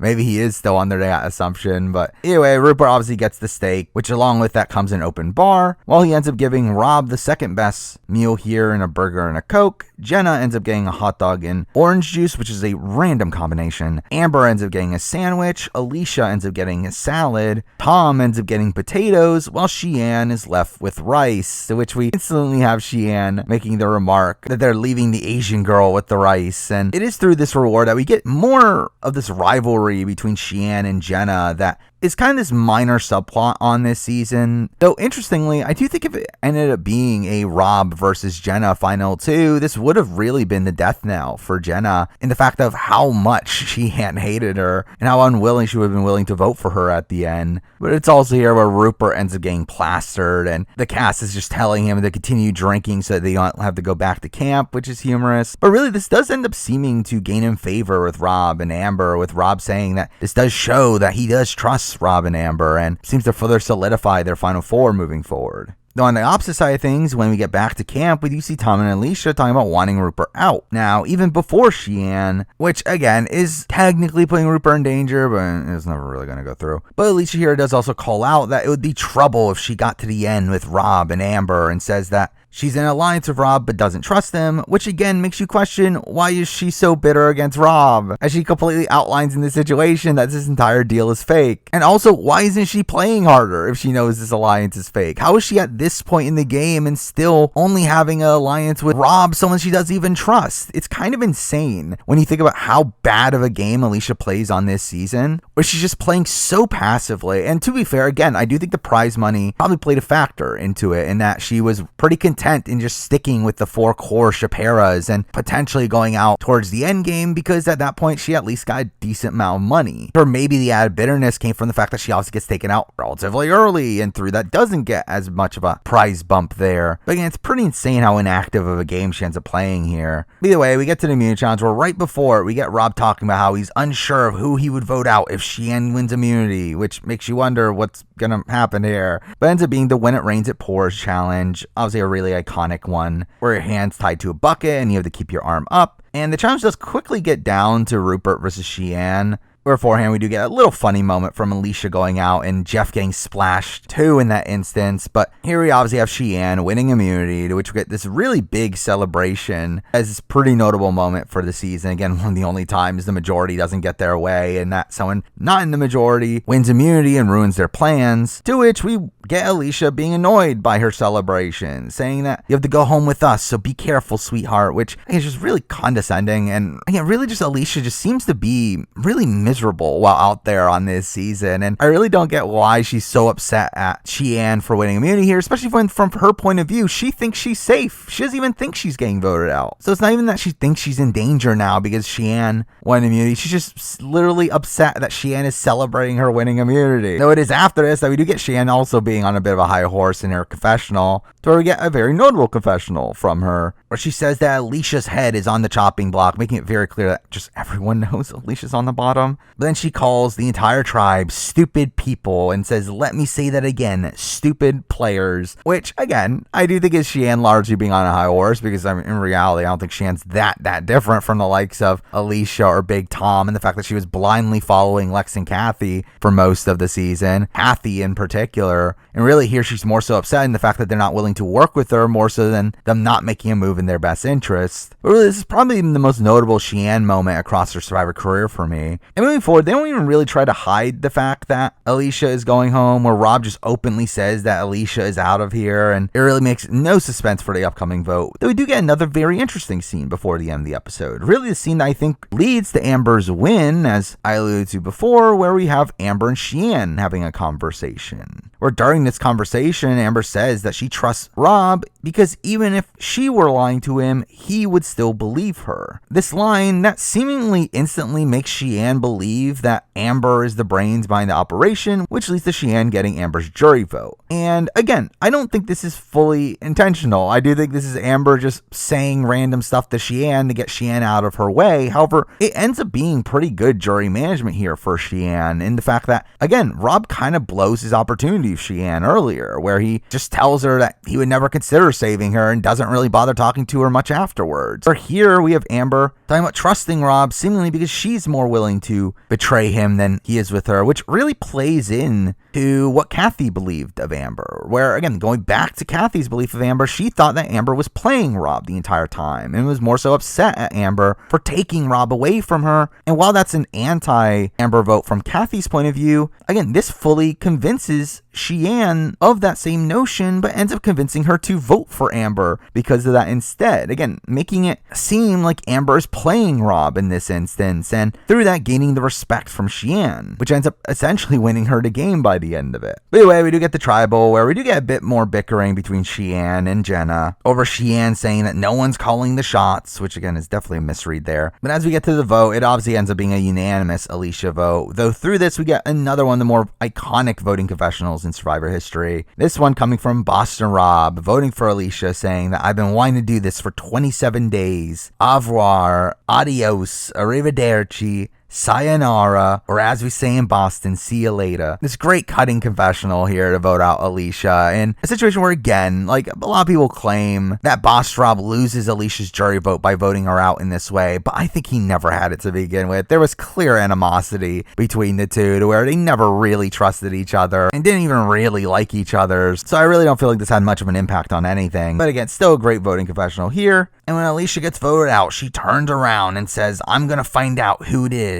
That flipped, which is like, what do you mean? Everyone voted you out. And even then, you can piece together, obviously it was Rob that voted you out, where she even says this in her final words about Rob betraying her and that she doesn't want him the final two, which again, just all this bitterness from Alicia to me doesn't really make much sense, as I really don't understand what she was expecting otherwise. And obviously she's allowed to feel however she wants to feel. I'm still going to call out the illogical nature of her feeling that way. But anyway, losing Alicia here, again, as I've been mentioning, I really think Alicia played an absolutely abysmal game on this season. I think she really spends a lot of the season not really doing anything at all outside of just getting into arguments with Rob, which despite the fact that Rob is the only person she makes the final two with. And again, Alicia just feels like another one of these people that simply just came out because it was Survivor All-Stars and because there was a lot of money to be had from doing so, more than her actually wanting to play the game. Considering we know post-show that she's talking about how she never really wants to play again, I feel like that's probably the case, that she really was on here more so for the paycheck and build up her overall persona, as she doesn't really bother to play the game while she's out there, and is somehow shocked at the fact that she's on the bottom of her alliance when she does nothing to really secure her position within the alliance. Though again, from a character standpoint, she does still have some pretty good moments. She still does have some great confessionals, she still gets into arguments, she's still decent enough TV in that light, but still, again, plays the game in a very questionable way on this season. But over episode 13, which ends up being a largely lackluster episode, as this is one where Sheehan's clearly going home from the very beginning. But again, we do get another segment of this Jenna versus Sheehan feud, to which Sheehan ends up calling her a bitch and says that she drives her crazy and that she wants to strangle her, which again is not a good sign for Jenna in terms of Sheehan's jury vote. But also, we do see Jenna end up annoying other people as well, namely Rupert, where Rupert ends up catching a fish and ends up making it just for himself, to which Jenna is upset at how he is so selfish in doing so, to which Rupert ends up calling her a pain in the ass and is upset that he has an alliance with her, which, mixing this in with the later betrayal from Jenna at the end of the season, it does make me question why people actually still think that Rupert would have voted for Jenna at the very end, where it's funny that even Jenna's closest ally in the entire game is upset that he has an alliance with her and just finds her annoying. But anyway, we get to the reward, where it ends up being the loved ones visit, where we do have Amber and Sheehan's moms coming out, Rob ends up having his brother, Tom has his son Bucky Bowe, who's an interesting character, alongside Jenna's brother Jai, who is also an interesting character. But a lot of the focus here ends up being put on Rupert, where his Rob's wife Laura obviously comes out, to which they end up making out in front of everyone, which is, again, kind of disgusting, and even Jeff has to say, "Whoa, Rupert." Anyway, all this amounts to the Sand Family Visit Challenge that happened on Survivor Thailand, where the family members have to do the gross food eating comp, to which we do explicitly hear Jeff say that you can drink water after you're finished eating, to which they end up showing Jai's reaction. I wonder why. Speaking of reactions, we do also see them eating fafaru, which has this humorous reaction from Rob in seeing it. But anyway, eventually we do end up seeing Jai, despite being amongst the best eaters of the bunch, and getting DQ'd for drinking water mid-eating, to which he ends up instantly complaining to Jeff, still with food in his mouth, which is really humorous, and really just fits along with what you would expect Jenna to do, where you can easily see the family connection between the two. Anyway, Bucky Bo ends up winning here, eating the final item in one shot, where Big Tom can choose one player to bring with him, and while Jenna wants him to pick Rupert, he ends up picking Boston Rob instead, which he describes as he didn't want Rupert along on his reward, as he didn't want to see him slobbering over his wife, which makes it seem like an emotional move here, but I do actually think this is probably more optimal move for Big Tom's game, as at this point, Big Tom's win condition is probably getting to the end against Boston Rob and actually maintaining Boston Rob's loyalty and getting to the end. Mind you, he doesn't know that he's already lost Boston Rob's loyalty and is never really getting it back. However, I do think for his position in the game, actually Big Tom makes a somewhat decent move here. And we do get some humor from the actual reward, where we get Tom mentioning that he wishes it wasn't his son that came out and that instead it was his mother or his neighbor's sister. Well, also we end up seeing them get drunk overnight, with Rob also telling his brother the story about Lex, to which he really ends up gloating over snaking him, which is not a great look there. Anyway, they end up returning to camp the following morning, where Boss Rob's brother really doesn't do anything, while Bucky Bo ends up helping a lot around camp and even goes fishing with Rupert, only for him to lose the spearhead, to which Rupert doesn't actually freak out this time, so at least there's that. But this does lead to a confessional that does have lasting impact in the Rob-Big Tom relationship, and Rob calling Bo a bigger dumbass than his dad. This personal attack that really upsets Tom coming into the reunion. But anyway, we get to the immunity challenge, which is a really funny one where it's a fire making challenge, though despite them being given matches, Rob, Amber, Rupert, and Jenna all run out of matches by the end of the comp, and it's really just Big Tom versus Sheehan, though Big Tom ends up winning here, and Sheehan's clearly going home, though we do get more of her campaigning, with her seemingly being somewhat confident in her staying right away, because she talks about having to be used as a swing vote, which she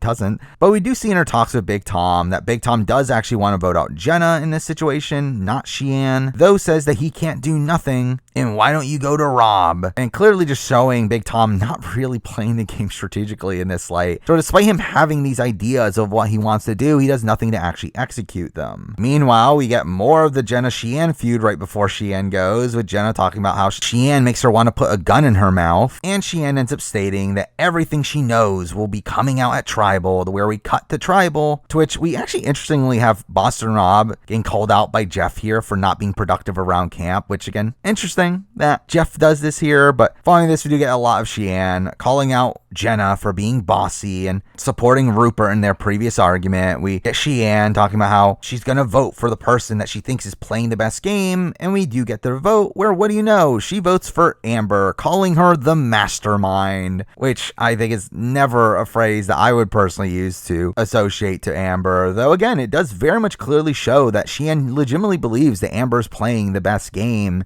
and gives more reason to believe that Amber would beat Rob at the very end. But either way, she does still end up getting voted out unanimously, and again, Sheehan has an interesting role on this season. While I do think the first 2/3 of her run are really her just blindly following Lex and Kathy, I do think she still has some interesting confessionals along the way. She has interesting feuds with Colby and Jerry, and obviously at the end here, she has this feud with Jenna, which is really good TV. She also has this really good underdog run, and overall, I do think she has this really interesting role on this season, especially considering the fact that she was one of the lesser names coming into this season, and is the only person from Survivor Thailand. And I think you can question the choice and bring her back for this season. I do think at the end of the day, it worked out for the better, and I do think she overall ends up being one of the few people to actually boon her reputation coming out of this season. Next up, we move on to episode 14, penultimate episode of the season, which is kind of where the season picks back up a little bit here, and the fact that the majority finally has the split, with Jenna and Rupert instantly talking about taking out Boston Rob, which humorously, Boston Rob is right behind them when they say this, with Rob going back to Amber and telling him what they overheard, which is a funny intro to the episode. episode. But we then almost immediately go to the reward challenge, which ends up being the typical second chance comp, obviously being a mixed mash of competitions from earlier in the season, but this one, like other seasons, this being used to divvy out the car, where the winner of this gets a car and also gets a trip where they get to watch Lord of the Flies, which is just kind of random. But interestingly, Jeff does point out here that no one that has ever won the car has ever won Survivor, having the show acknowledge the car curse at this point in Survivor history. But anyway, Rob ends up winning the challenge and ends up taking Amber alongside him, to which we do get a really humorous sequence as they end up driving off to their reward, where Jeff goes along with them and calls shotgun and tells Amber to get in the back. And Rob ends up driving the car, and when he stops it, Jeff gets giddy and handshakes him saying, "Mariano, you know your way around a truck," which all this is just really funny. But it's also during this reward that we get the reveal that Amber gets a car as well, which good for her, I guess. But they end up having a date night here. I guess technically their first ever date. So again, good for them. But eventually Rob and Amber end up returning to camp, where Amber decides to tell everyone about her car, saying that lying about it would not be her, which, I mean, fair, but also, again, kind of a sign of Amber not being the most game-centric person on the board, with Rupert instantly being annoyed at Rob and Amber for this, saying that they sit on their butts and then they do well in challenges, which kind of just emphasizes the flaw in Rupert's overall strategy. But it's here where we see him go and campaign to Tom, telling Tom that he's the next to go and that he should work alongside him to vote out Rob. To which Tom even explicitly says that if we don't get out Rob, he's gonna win. Which doesn't stick true in any facet. First in the fact that Tom, again, never gets rid of Rob, but also in the fact that, once again, Tom kind of implying that he would get rid of Rob, even though he never would have, but again, still being this wishy-washy play that he typically does, but also at the same time, giving ammunition to turn Rob against him, and still also being a statement that doesn't come true, as again, it implies that Tom would vote for Rob at the end, which he clearly doesn't. By the way, we then cut back to Rob, to where I think Rob actually makes a pretty understated move in Survivor history, one that I actually found extremely impressive on the rewatch. And that is that Rob proactively lies to Tom about what Rupert was saying about him, telling Tom that Rupert said that Tom is going to vote him off, tells Tom to confront Rupert, obviously getting these two sides to go after each other so that through their conflict, they're unable to work together to take out Rob and Amber. Also, just the usage of a proactive lie, I think, is something that is just underutilized in social strategy games. And I did like how Boston Rob used it here, where again, through this causes this big fight between Rupert and Tom, with Tom denying having ever gone for Boston Rob. And while Rupert knows that this is all a ploy for Rob, there's really nothing he could truly do here, as really at this point, the divide between him and Tom is so large to where Tom doesn't trust Rupert moving forward. But anyway, we get to the immunity challenge, which ends up being a pretty boring word scramble that Rob ends up winning. But through that, Amber ends up being on the chopping block here. Though instantly, we see Tom decide to not go after Rob and Amber and instead want to go after Jenna. Wanting Jenna out, as obviously he's worried about her being close to Rob and Amber, while also still wanting to keep Rupert in the game as his target in front of him, which, to be fair, is probably the optimal play for Tom. The problem is that he can't convince anyone to actually go through this. And we do see Tom go up to Rob and Amber, to where Rob is clearly annoyed at Tom throughout all this and is very confrontational with Tom, which again, I think this is poor jury management on his end, which, again, to be fair, would Tom have voted for him after being betrayed by him anyway? Probably not, but still, definitely not optimal play here. And Rob just asking Tom if he marked him to get him out. And Tom says, absolutely not. You marked yourself every time you won. And Tom fully denying that he has anything to do with people targeting Rob, which, again, I think from Tom's point of view, he does believe. I think Tom does think he's been loyal to Rob, but again, has had these conversations that do imply that he would want Rob out of the game. But here we do have Rob asking Tom what his plan is. Is it to take out Jenna and then to take out Rupert? And Tom responds to this with him saying, you tell me. I'm the pawn. I'm the swing vote. And there's so much wrong with all this. Again, one, it's again showing the lack of active gameplay from Tom's end, the fact that he just lets Bust, Rob, and Amber really decide his moves for him. But even beyond that, why are you openly telling them that you're the swing vote? And we do see them instantly being annoyed at him for saying this, saying there is no swing. This probably being the most livid that we see Amber across this season.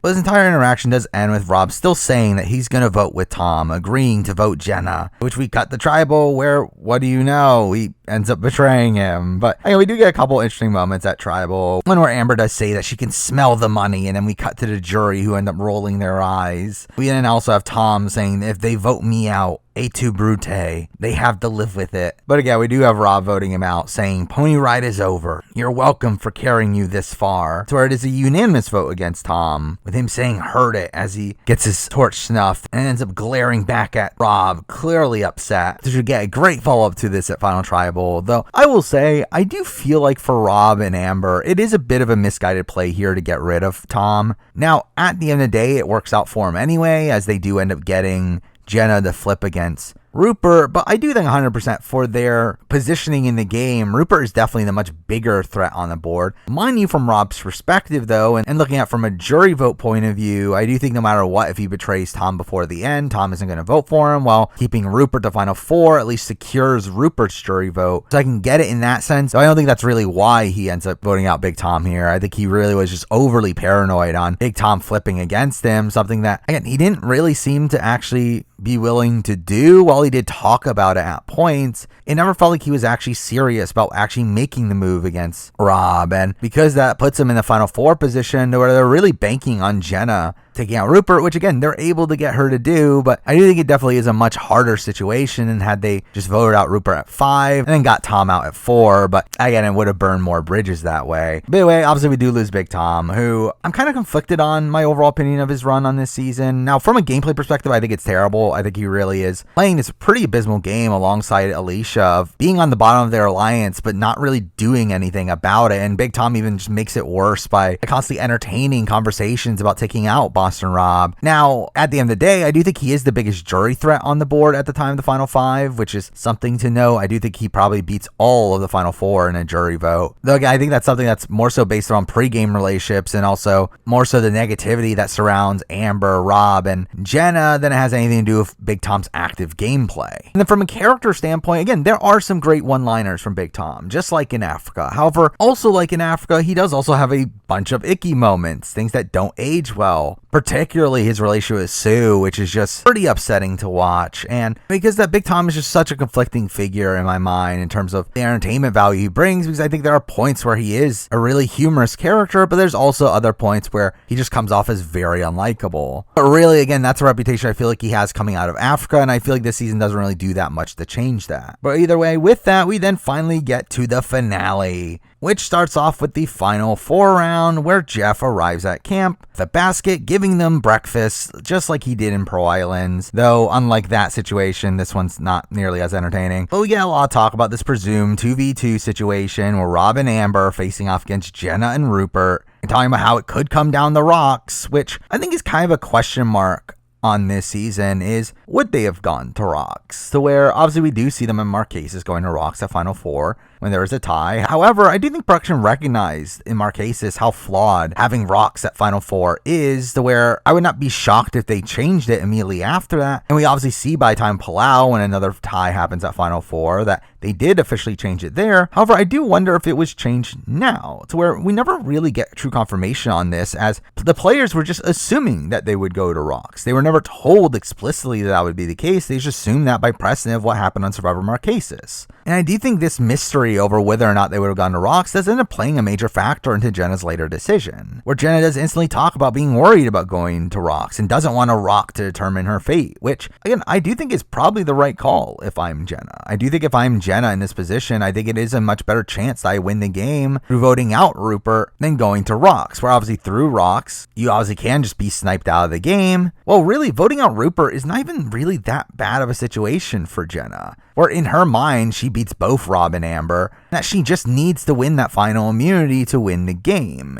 in a position where Rupert is a person that is very easily going to beat her at the end. So keeping Rupert around the 3 is a bit of a misguided notion. The fact that, yes, it is making it more likely for her to get to 2, but it makes it less likely for her to win. Though at the same time, this is also a point in Survivor history where the final immunity challenge was always an endurance comp, at least outside of Australian Outback. And through that, you could assume that the final immunity challenge was going to be endurance comp, specifically Hands on a Hot Idol, considering how they brought back Quest for Fire for her first immunity challenge. And through that, obviously Rupert being a lot less likely to win Hands on a Heart Idol. But I do feel like at the end of the day, Jenna was still in a position no matter what to where she kind of had to back herself. And with the survivor of Rob and Amber that gets the 3, probably taking Jenna to the end over Rupert, that situation obviously puts Jenna in a much more powerful position. However, I think with the assumption that rocks are in play, I don't think it's really a risk worth making, as making it so that keeping around Rupert to 3 is also keeping around probably her biggest jury threat at 3. Now, it makes it more likely that she gets to 2. However, if she gets to 2 with Rupert, she does lose. However, an interesting aspect of it is that also keeps around Rupert for final 3 as the biggest threat. During that position, she's essentially guaranteed to make it to final 2. As the person that survives the final 4 round from Rob and Amber will end up taking Jenna to the end. But again, I don't feel like that's a position worth risking by going to rocks. I do think if this was a scenario where she knew that it was going to be a fire-making challenge that determines who goes home, then yes, I would agree that keeping Rupert around is more beneficial than not. However, I think in this position where there's a lot of uncertainty over how it plays out, I do very much understand Jenna's decision-making in this position. But anyway, we get to the immunity challenge, which ends up being the maze challenge, to where Amber ends up winning immunity, with Rob fist-pumping as she wins, as obviously he knows at this point that it very much betters their odds of surviving to 3, or if they do go to rocks, now Amber won't have to draw a rock, and even then gives them a lot more leverage here in getting Jenna on their side, with Jenna thinking that Rob is the easiest person to beat, and through that is less likely to vote out Rob than she is Amber. And we do see Rob do some pretty decent campaigning here, with Jenna telling her to put fate into her own hands and that she has no shot at beating Rupert. And while it does seem effective at first, it does seem to eventually end up angering Jenna, and has her saying that she doesn't want to let Boston Rob push her into doing anything. Or she ends up telling Rupert that she thought about flipping, but now says that she can't, as she doesn't want to give them the satisfaction. Though despite her saying this at first, in a later interaction, when Rupert goes to thank Jenna for saving him, Jenna seems to have changed her mind, telling him that it's up in the air, which should have been a major indication to Rupert that he was pretty screwed in that instance. And we do get the tribal, where we do surprisingly have Boston Rob saying some pretty nice things about Rupert, where in his voting confessional, again, after having bashed most of the people he's voted out, he instead says here that it's been a pleasure. And we see Jenna really wavering at the voting booth, seeming to not know what she's going to do, though we do get to the votes where it is a unanimous Rupert vote, with Rupert saying in the voting confessional that he's upset at Jenna and that it disgusts him that she voted him out, which makes me question why a lot of people still believe that Rupert would have voted for Jenna at the very end, where in a lot of the arguments that Boston Rob would have beat Jenna, a lot of people claim that Rupert is a vote for Jenna, when I think that's clearly not the case. And while I do think Rupert is still someone that could vote for Jenna in an Amber Jenna situation, I think in a Jenna Rob situation, I don't even think it's particularly close. I look at him as a pretty locked in vote for Rob, especially considering post-game information where they had a deal to vote for each other if they had gotten to the end, and Rupert being happy of Rob for actually sticking true to their deal to the final 4. Like, I really don't even see a situation where he doesn't vote for Rob at the very end. But it's funny that he ends his final words with saying that I had a good experience with Survivor All-Stars, which is like, you're probably one of the only ones. Either way, losing Rupert here, obviously this is the deepest run that he makes in Survivor, getting all the way to final 4. Though despite that, I'm kind of conflicted on the overall game he plays on this season, where in many ways I do lump him in with Big Tom and Alicia, and questioning what he was thinking in the game and why he was just following along with Rob, Amber, and Jenna in a position where he was clearly on the bottom of that alliance. And while he was the biggest jury threat at the time of the final 4, no one was ever going to take him to the final 2. So I did look at his game as kind of lackluster on this season, despite him making it further than he does in any of his other appearances. And as a character, I do also feel like he's obviously a much watered down version of his first time around, where Pearl Island's Rupert is one of my favorite characters of all time, while on All-Stars he's kind of just fine. He's still a likable figure at points, and does also have these other more humorous aspects to his character, like his shelter and his jealousy over people fishing, but he clearly did not have the charisma that he did the first time around, though despite that, this is obviously the peak of Rupert's popularity, which, again, we'll talk about just how popular he was. And again, straight up, I was one of those people. I remember loving Rupert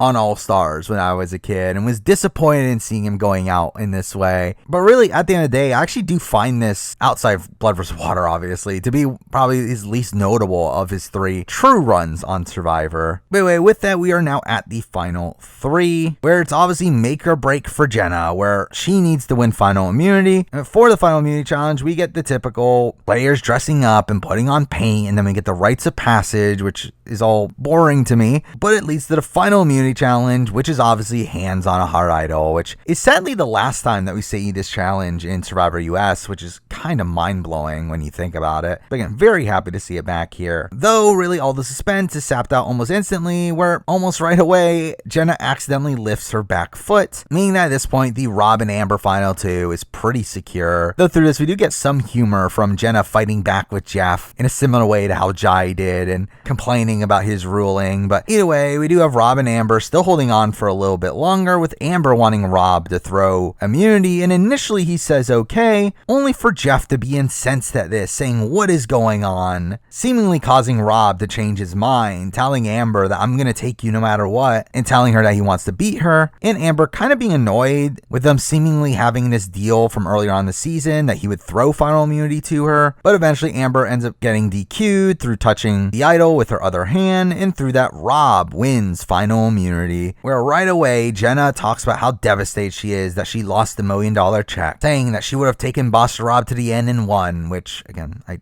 don't think she would have, which also would have been a humorous storyline to me if that had been the way that this season played out. But we do see Jenna campaigning to Rob about how he has a better chance against her than Amber, which again is actually true, despite the fact that she doesn't actually believe this herself, is actually true. As again, obviously Rob loses to Amber. However, I do 100% believe that Rob does beat Jenna. And I guess we might as well talk about this here and the fact that I think this is a very unique Final 3 situation, one that we rarely see across all of social strategy shows, where the only one that instantly comes to mind of being one similar to this is Big Brother Canada 3, of being a situation that by the time of the Final 3, each of the Final 3 can still win, where each of the Final 3 beats one specific opponent. And again, this is a very difficult jury situation to do, as it really requires there to be multiple factions that each have completely different rooting interests. And this is a situation where, again, I do think Amber beats Rob. I think Rob beats Jenna, while I think Jenna beats Amber. It is this very unique final situation where, again, Amber does beat Rob through the 3 locked-in anti-Rob votes in Lex, Alicia, and Big Tom, who are always voting against Rob, while also picking up Sheehan as a pro-Amber vote. Well, in the situation of Rob against Jenna, those 3 anti-Rob votes are still anti-Rob. However, I do believe that Rob picks up the remaining 4 votes, getting Sheehan over Jenna, while also maintaining Kathy over Jenna, keeping Rupert over Jenna due to his deal with Rupert that locks in his jury vote, while also getting the vote of Amber in the situation where Jenna is the one to win final immunity and vote out Rob. I should clarify that if Rob is the one to vote out Amber, I do think that shakes this up a bit, but also that situation was not really happening. The only way that they would have been the final 2 would have been if Jenna had won final immunity and taken Rob to the end, which again, I do think she loses in that situation. However, again, I think it is a situation where Jenna would have won against Amber, where in the vote against Amber, I do think the anti-Rob votes in Alicia, Big Tom, and Lex are very likely to vote for Jenna. I will say I do think probably the Alicia one is probably the one that's the most hesitant there, but I think that is likely the case, while also picking up Kathy in that situation, as Kathy was very anti-Amber, while also possibly even picking up Rupert in that situation. While Amber really only probably has Boston Rob and Sheehan as votes there, which means Jenna probably wins in that situation, meaning that Jenna was essentially misguided in her overall notion of wanting to go to the end of Boston Rob, as she probably ends up losing to Boston Rob but ends up beating Amber, which is just an interesting situation to really think about. But again, none of this campaigning from Jenna really ends up mattering here, as obviously Rob was always going to take Amber to the end. I think at this point the relationship was very clearly more than just the game, and I don't think there was any way that Rob was going to betray her. And even then, I think if he does vote out Amber, it's kind of the worst of both worlds, where at least if he takes Amber to the end and loses to her, at least it still maintains his relationship with Amber, while voting Amber out in this situation and potentially still losing is probably the worst possible case scenario, as you sever your relationship with Amber and also still don't even get the money. So again, I do think based on his current position and the way that he was thinking about the game, I do think Rob makes the right call, even though obviously from a technical standpoint, I do think he probably could have beaten Jenna, but also even then at that point he does risk Amber's vote to where he possibly could have lost. So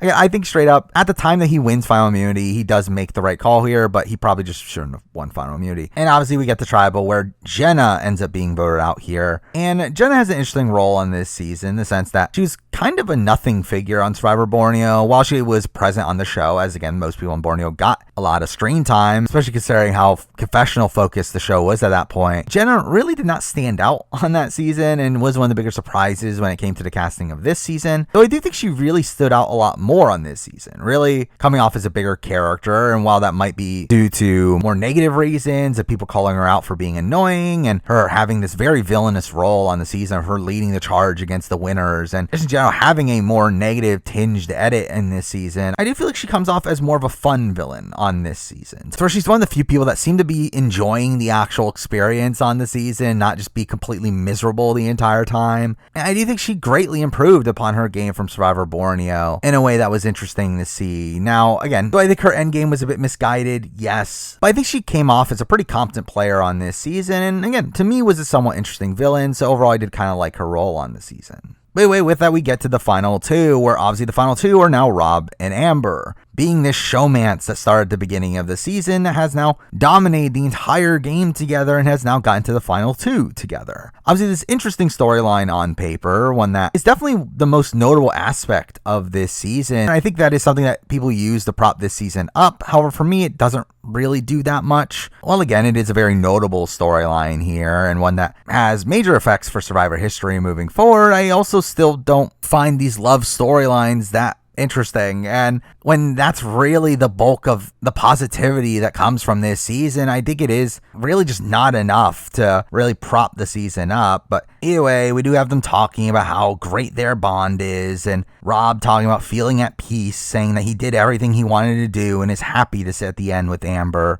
Well, we do also have them making some pretty questionable comments before going to tribal, with Amber saying that she doesn't want to be forced to say why she deserves it more than Rob, which it's like, why not? Well, Rob also says that if they took the game personally, it's their problem, which is also, again, not the right attitude to be having here. But we do have an interesting line coming into tribal where we do have Rob saying that maybe they'll both give us $1 million, which, yes, I wonder if both Rob and Amber will eventually win $1 million. But either way, we get to Final Tribal, which is one of the most notable Final Tribals in the history of the show, where I think looking back on it, I did obviously do a Final Tribal ranking. So while I did have this one high, it wasn't at the very top. I think I might change that nowadays to have this at the very top, as this is just almost non-stop filled with really iconic moments. And while, again, it does have this massive negative tinge to it in that there's just so much bitterness emanating in this Final Tribal, it's still just riveting TV. Though before we get to that, we do start off with the opening statements, during which we do hear Amber's general plea here, talking about how she got here with luck and due to her alliance with Rob, which I think is a tagline that, while in this season it didn't really matter, as obviously it was mostly a game that was determined by anti-Rob votes, and I do think if this was the modern day, I feel like this speech would simply just not be enough. I think her speech very much comes off as very passive, and her just openly admitting that, yes, I let Rob do everything for me, and that I got here due to luck, which, again, I think it is correct to acknowledge the factor that luck plays in your Survivor game. However, I think to make luck one of your defining features in your final speech is a bit misguided. Anyway, we finally get to the jury speeches themselves, which, again, are just incredible. All these just back to back to back are just non-stop. We have it starting off with Lex saying it's just a game, saying that that's a phrase that they use to wash away the guilt as they play the game, and the game is more than just a game, that is life. And the line between game and life is not cut and dry. It says that the way that you play this game is representative of who you are, and all this obviously being this setup to this divide between game and personal. And I do feel like this is obviously an interesting debate to have, is the morality of Survivor and how much Survivor plays into real life, as you are obviously playing with real people with emotions. However, at the same time, again, I do think it's very rich coming from Lex, someone that was doing really a lot of the same things that Rob was doing and is simply upset at Rob for doing the same things back to him now. But this is where he does direct it back to Rob, saying that a true measure of a man is how good of a friend he is. What kind of friend are you, Rob? Saying that he answered the call of a friend in need, which again is so hypocritical. Or again, Lex was not making this move due to friendship and didn't even want to make this move, but again, I've already said that a billion times. Also here he does say that there's no sour grapes, no bitterness, but as good as your game was, you sold out your values, you sold out your character, and you sold out your friends for a stack of greenbacks. And I hope it was worth it, because that money won't be enough to win it all back. Being this pretty brutal line there at the end for Rob, with Rob seeming to finally coming to terms with the fact that he has ruined friendships for the sake of this game. And I think this does clearly play a major factor on Rob's remaining Final Tribal performance, where he clearly is distraught for the rest of Tribal, seeming to struggle to come to terms with how much he's hurt the people around him. Though I will state also, once again, really funny that Lex literally says, no sour grapes, no bitterness, and says the line, as good as your game was, implying that Rob did play the better game here, which, again, he has every right to not vote for Rob. However, again, I still think it's hypocritical based on his earlier comments in the season where he said that he would always vote for the person who plays the best game. But either way, a really iconic speech here, one of the most iconic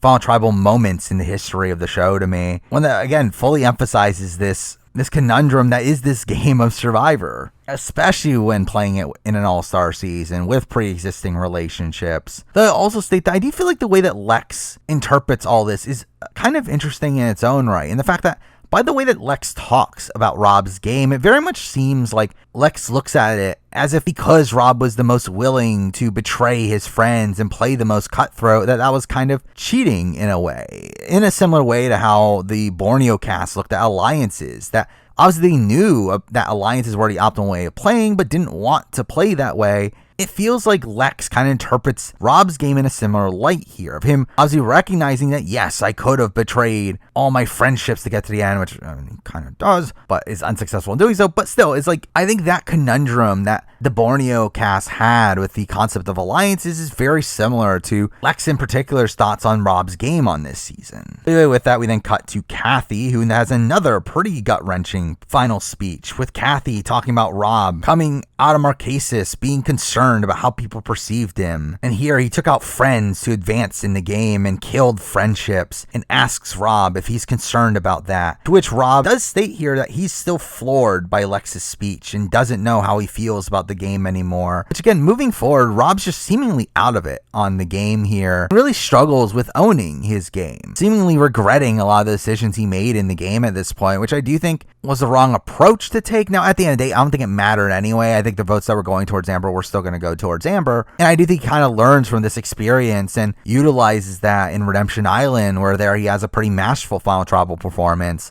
and him fully owning his game on that season, while here it feels like he kind of buys into what other people are telling him and further diminishes his game through that. But then we get to Kathy's question about Amber, where again, this plays off of what I talked about Kathy, of her believing that Amber was playing Rob, and her literally asking Amber if she played Rob like a patsy, which Amber does admit that she has feelings for him, though really that question doesn't really change much at all. But it all ends with Kathy once again giving this pretty gut-wrenching performance as she talks directly to Rob, saying that she's crushed. Just look at me, that you were like a son, and that she's crushed that he didn't address what they had. Like, I got it that we were outplayed, but I can't imagine a world where you would check your friendships at the door. Say you used friendships as stepping stones, and you could have taken a parallel course and thrown us an ounce of respect. Her obviously still being upset at Rob, though kind of from a different angle than Lex, where Lex is just outright angry at Rob, where Kathy comes off more so disappointed. Disappointed in the fact that she looked at him as a son figure, and was disappointed in the fact that he betrayed her in the way that he did. However, I think through that also leads to Kathy again still wanting to see the goodness in Rob, and through that I think becomes very willing to still vote for Rob at the end due to their pregame relationship, which is why I still have a lot of faith in Kathy giving him her jury vote in a decent amount of situations. Now, following this, we have a bit of a break in between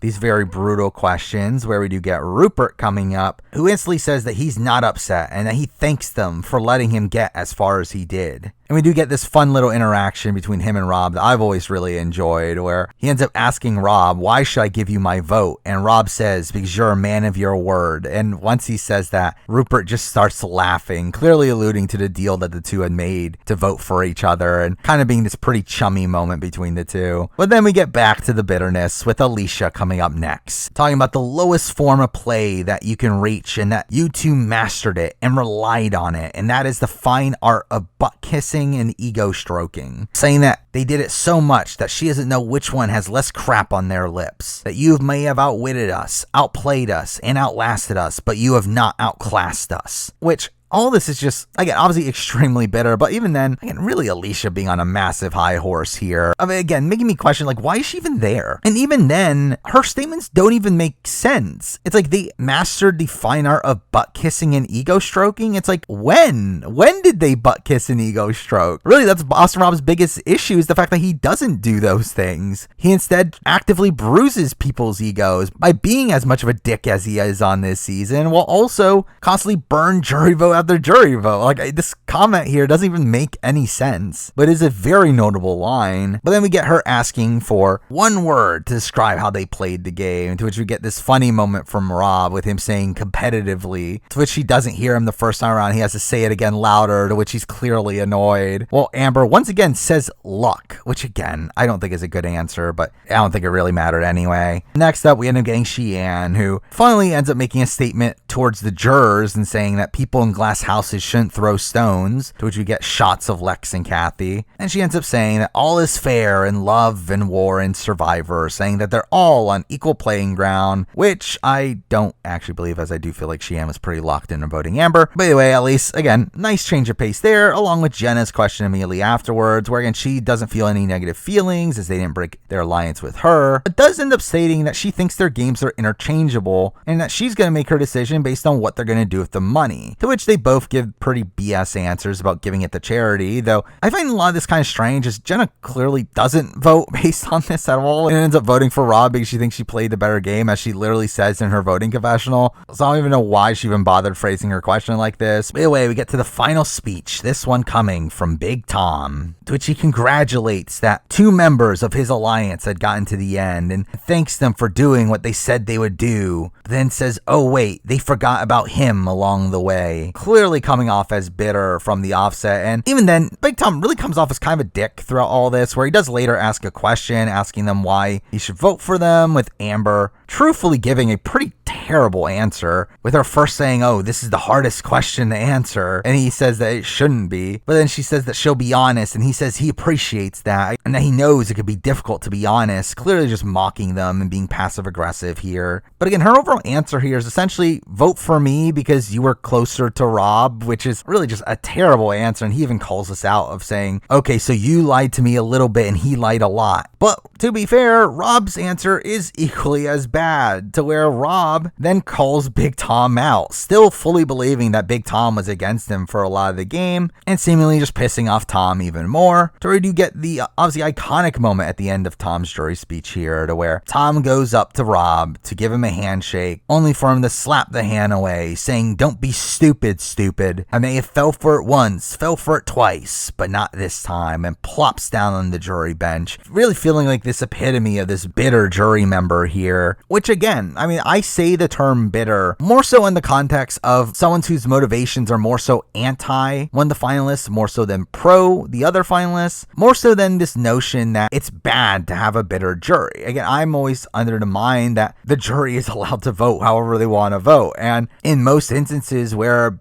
jury is bitter against one of the finalists is likely due to poor play from that finalist. And while there are withstanding situations here and there that might have to do with pre-game notions, I do not feel like this is one of those instances. 100% Boston Rob completely burns the jury votes of Tom and Lex and should have been Kathy in a pretty extreme way on this season. That does make a lot of sense at why they're upset at him as they are. And really, of the bunch, I do think Big Tom is probably the most justified in being as upset as he is at Rob, considering the fact that he was actually loyal to Rob and actually did want to go to the end with Rob, even though his allusion to the others that he was not on board with that. But anyway, we get to the closing statements where both of them are really throwing a pity party here, and Amber talking about how this was really difficult and that she learned so much about herself in the last few minutes and is not happy about what she learned, but she'll take it away with her, while Rob ends up being sorry for everyone that he broke alliances with and really ends up fumbling over his response here, talking about this is not the time to screw up my answer answers, but I guess I've been screwing up for a long time. And again, just really does not end up owning his game here. To really get to the actual voting, where again, Jenna ends up being upset, saying that they should be proud of the games they played, and votes for Rob, feeling like he ruled this game, and that she hopes he wins. While we then cut to Alicia bringing up her deal with Rob, saying that she would never write his name down and that she's a woman of her word as she votes for Amber, which again, I feel like she was always going to do anyway. We then get Big Tom being upset at Rob, saying maybe one day you will apologize as he votes for Amber. Kathy ends up saying that she's a sucker and that she's voting for Rob because of their friendship and her thinking that it's still there, which again, to me, very much implies that Kathy would have been voting for Rob in many other situations, that this wasn't purely this anti-Amber sentiment. There also was this kind of pro-Rob sentiment in all of it. Anyway, with that, we have Jeff collecting the votes, and in typical fashion for old school Survivor, ends up having the really over-the-top transferring of the votes to New York, where we have him flying to location on a helicopter as he passes the Statue of Liberty and arrives at Madison Square Garden. For when arriving, we instantly see Amber wearing a shirt that says "I Heart Rob," which makes it pretty apparent what happened to their relationship after the season. And interestingly, once this is called out, the crowd ends up booing them, which the really active crowd during this finale will play a major factor by the time the reunion show, which we'll talk about. But it's also here where Jeff does make some comments before reading the votes, where he does call this Rob's season and that he dominated the game physically and strategically, no matter how you look at it, clearly being on Boston Rob's side of things and being this open display of his love for Boston Rob here. But it is following this where Rob gets to say something as well, with him saying that regardless of what has happened, that he has won already, and says, if you don't mind, there's one thing I would like to say to Amber, with him saying that we came a long way in this crazy game and we worked together as a team to accomplish so much, saying that she's the most amazing person he's met in his life and that he wants to spend the rest of his life with her, to which he gets on one knee and proposes. Obviously being this iconic moment for the show, being this nice payoff to the Rob and Amber relationship, where again, that was the main focus of this entire season, is their relationship and how they got to the final two, and for that to all culminate at the reunion show where they get engaged is again a nice payoff to that storyline. Though also does come off as a bit artificial, as while I do believe that Amber didn't know that this was happening and that this was purely a plan from Rob, I think it clearly was also a plan for Rob to really milk this situation for everything they could, and them obviously later trying to get a televised wedding and getting sponsorship deals, which is obviously the main reason he ends up doing it on the live show here. And I do find it really funny that Jeff ends up following this up with kind of a misogynistic comment saying that, oh,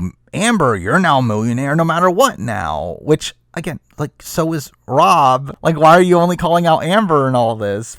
And also Alicia being Alicia says a pretty dumb comment here, saying, oh, did you guys sign a prenup? It's like, they literally just got engaged. What do you think? But anyway, we get to the vote result where it does become a 4-3 vote, where it really all comes down to Sheann's vote, with again 3 anti-Rob votes, while Rob picking up the votes of Kathy, Jenna, and Rupert, and it all comes down to Sheann, where she ends up voting for Amber, leaving Amber as the winner of Survivor All-Stars. An outcome that I think if I were to rewatch this live for the first time, I probably would have been initially disappointed in the fact that obviously Rob, to me, was the much more active strategic presence on the season and really dominated this game all around. I do feel like in retrospect, now knowing how everything plays out, where Rob obviously comes back for Redemption Island and wins that season anyway, and then mixing that in with the overall themes of Survivor All-Stars and how Rob burned these friendships for the sake of his game, I think it actually makes it a much more satisfying conclusion for Rob to lose the game in this instance. Well, either way, it still pays off the Rob and Amber relationship, as no matter what, one of the two win anyway. And while I don't particularly look at Amber's winning game as one that is overtly impressive, I think I probably do come out of this rewatch being slightly higher on it. I think I probably give her a bit more credit for her relationship with Rob and her maintaining his loyalty. And while again, I still give Rob a lot more of the credit for the strategic maneuvering through the game, I still find this outcome to be a satisfying enough conclusion to the season, and one that does still fit with the themes of the season. Now, normally with these retrospectives, I don't really go that deep into talking about the reunion. However, I very much want to do so with Survivor All-Stars here. And normally I do leave my final thoughts on the finalists for after that section of the video. However, I feel like here we're going to talk about the finalists first and then get into the reunion, as there's a lot to talk about there. So let's start talking about the finalists. We got Boston Rob, who I think plays one of the most dominant games Survivor has ever seen on Survivor All-Stars here. I think his game on this season is incredibly dominant, from beginning to end. There's never a single point in the entire season where he loses control of the game. I think in terms of strategic positioning, I think he plays one of the most impressive games ever played. Again, being in this dominant position from the very beginning on the original Shapiro tribe, being aligned with Amber and Big Tom and holding the numbers there. Once Rupert and Jenna get swapped over, he ends up instantly making a Final Four deal with them, really securing himself in the Shapiro power structure. He obviously loses Amber to the other side by having the terrible swap, but even then is able to make the move with Lex in order to save her. And while again, I don't fully believe it was a fully game move there, it still does end up working in his favor, and he really ends up maintaining control post-merge to where he's able to hold the numbers down to the Final Four, where even there, he's able to convince Jenna to take out Rupert and wins Final Immunity, take himself to the end against Amber. Again, it's a very impressive, dominant, strategic game. However, I do feel like his jury management across the season leaves a lot to be desired. I do think his relationships with the likes of Lex, Kathy, Sheehan, Alicia, Tom, even Rupert at points are pretty mishandled. His blatant making of deals only to directly cut him in a pretty cutthroat way is also not ideal. Like, while again, I personally would have voted for Rob at the end, I do think Rob played the more impressive game from my point of view. I do fully understand why he loses the game here, and I think a lot of that is on him. I think a lot of the jury vote ends up coming down to things he does wrong more so than things that Amber does right. Now, as a character, I mean, he is obviously the star of this season. He is all over the show, by far getting the most amount of screen time. Though, I will also state that I think that's also part of what makes this season as negative as it is. The fact that he comes into this season clearly of having this chip on his shoulder, him wanting to prove that he's the best and bring everyone down with him. And through that, that leads to a lot of negativity on this season, even before we get to his constant betrayals of people. And really, I do think Boston Rob is to blame for a lot of the miserable tone that comes with this season. So obviously, when taking out the icky stuff that does happen here, I think a lot of the rest of the negativity does stem around Boston Rob. And I do think his role on the season, while being probably the most entertaining aspect of the season, is also part of what makes the season as bad as it is as well. But then let's move on to Amber, who obviously wins the season in a 4-3 vote. But again, as I've stated many times in this video, I don't think a lot of it was due to active play on her end. I think a lot of it was just her genuinely falling in love with Rob and maintaining her relationship with Rob due to that. And even in that situation, it feels like Boston Rob was a lot more of the strategic decision maker between the two, while also being the more active player of the two, where we very rarely see Amber even talking to people one-on-one, and it is mostly Boston Rob that's negotiating deals for the duo. Well, also there's numerous points in the season where we see Amber having these somewhat misguided strategic notions and her wanting to keep around the likes of Lex and Kathy when that's clearly not good for their game. And again, for me, I feel like I come out of this rewatch probably more perplexed than what I really think of Amber's game, to where I think I am higher on it than what I was coming into it, but I still find so much of her game to be just simply due to passiveness and not really due to anything while people claim that she saves herself when she gets screwed over by the swap, I don't really look at it that way. I look at it as more of her not messing things up in a position where it's Boston Rob's pregame relationships that really save her. When it comes to the final jury vote here, it's once again not really her doing things actively well, and more so Rob doing things wrong. That loses him the bulk of his jury votes. Well, really the only vote she ends up picking up is Sheehan, which seems to largely stem from a misunderstanding of Sheehan thinking that Amber is the mastermind due to a throwaway comment that Amber didn't even mean to imply that she was the mastermind. And again, to me, I just feel like Amber wins this season largely due to luck, as she states in her final tribal, which I guess to be fair is some awareness there, but also you shouldn't be saying that to everyone at Final Tribal. And again, I just feel like, to me, Amber plays a relatively lackluster game for a winner. And from a character standpoint, she really brings nothing to the table. I mean, she's really only interesting because of her relationship with Boston Rob, and even then, I don't particularly love their relationship that much. And again, I kind of feel bad saying that because, again, Amber is a purely affable person. Amber seems like a lovely person in real life, but she's just simply not good TV. Never has been and never will be. And again, to me, it just makes it even more perplexing that she was somehow cast for this season to begin with. But obviously, once she obviously took the most of the opportunity, so at least there's that. But again, that's not the end of the video, as I still do want to talk through the reunion show, along with also America's Tribal Council, because why not, I guess. And again, I do feel like this reunion is probably the best one of all time, where really the bitterness from the island has not gone away, and we really have a lot of back and forth between this cast on the morality of the game, and the crowd is extremely responsive throughout all of it, cheering and booing constantly. That really adds adds to the overall energy of this reunion. Though we do start it all off with Jeff being Jeff and asking Rob if Amber earned this win, which obviously felt like a very pointed question from Jeff there.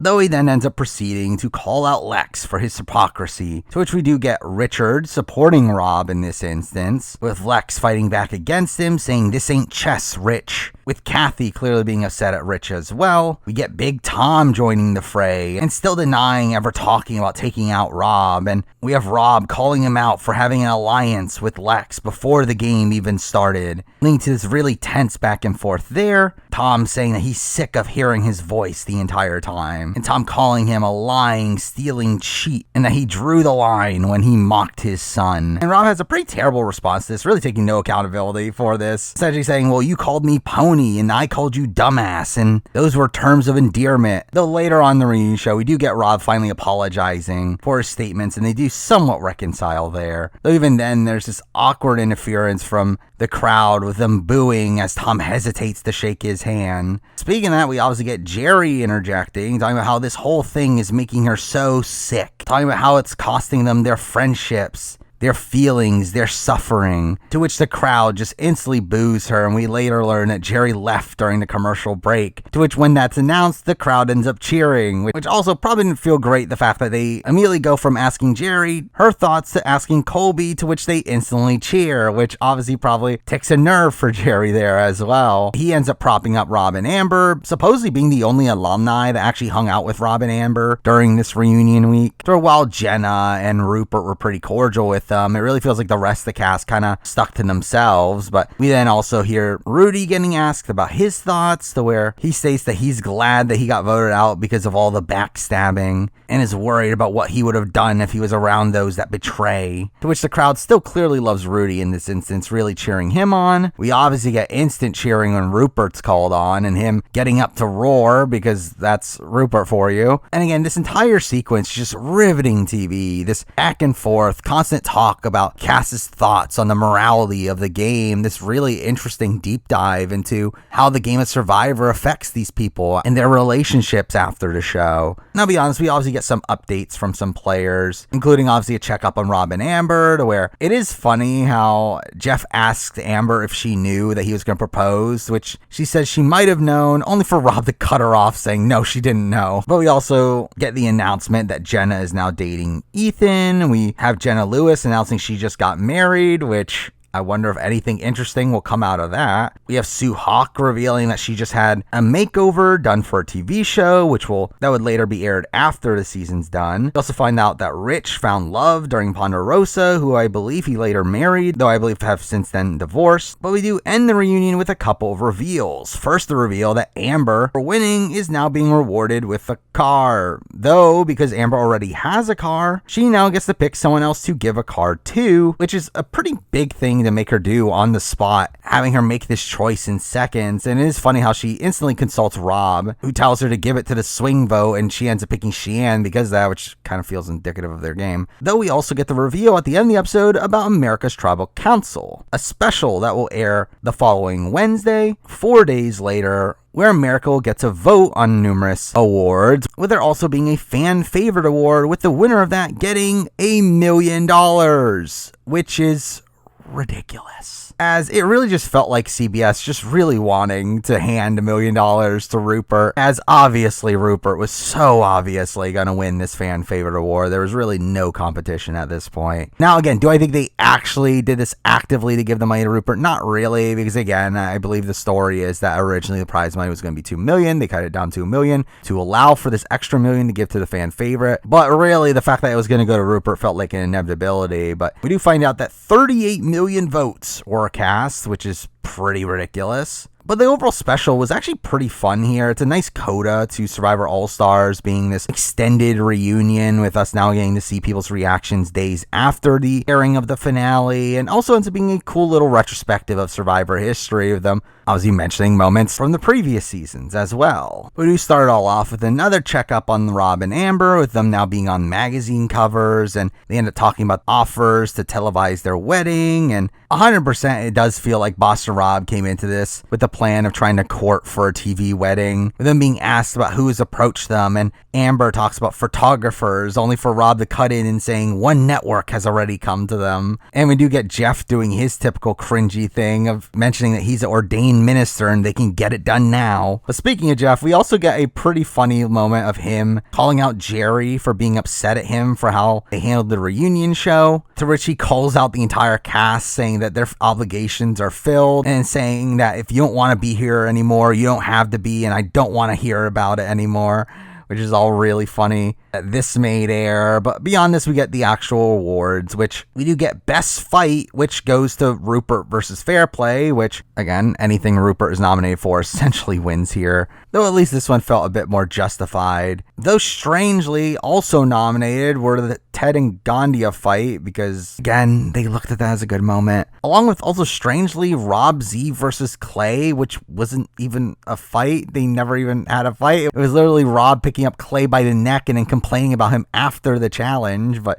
either way, we obviously have them having to objectify the players by having the Sexiest Man and Hottest Women award, which leads to these really weird montages of the shots of the nominees as Jeff is talking over them, during which Jeff does claim that Greg Buis is one of his favorites, which I found to be an interesting line. Well, also, the entire notion that Erin Collins ends up getting nominated here is also kind of funny to me, considering a big thing for her on Survivor Thailand is how she remained clothed for most of the season because she didn't want to be objectified, and then they obviously just do anyway. But anyway, Colby wins Sexiest Man, obviously, while Amber wins Hottest Woman, which feels like a little bit of a surprise, though obviously considering the recency bias and even Rob's objectification of Amber during the season, I guess it's not that surprising. Best Villain ends up going to Fair Play, which, again, probably about right, to which we end up getting an update from Fair Play, who's in the audience, with Jeff calling him out for being bitter that he's not on All Stars, and tells him good luck getting into the after party, which, funnily, this is still when they were on good terms. It's not until the following season that Fair Play gets into a fight with Jeff's brother at the Vanuatu after party. But either way, we also get Greatest Moment, to which the nominees are Snakes and Rats, which justified, Scoop and Falling to Fire, also pretty justified,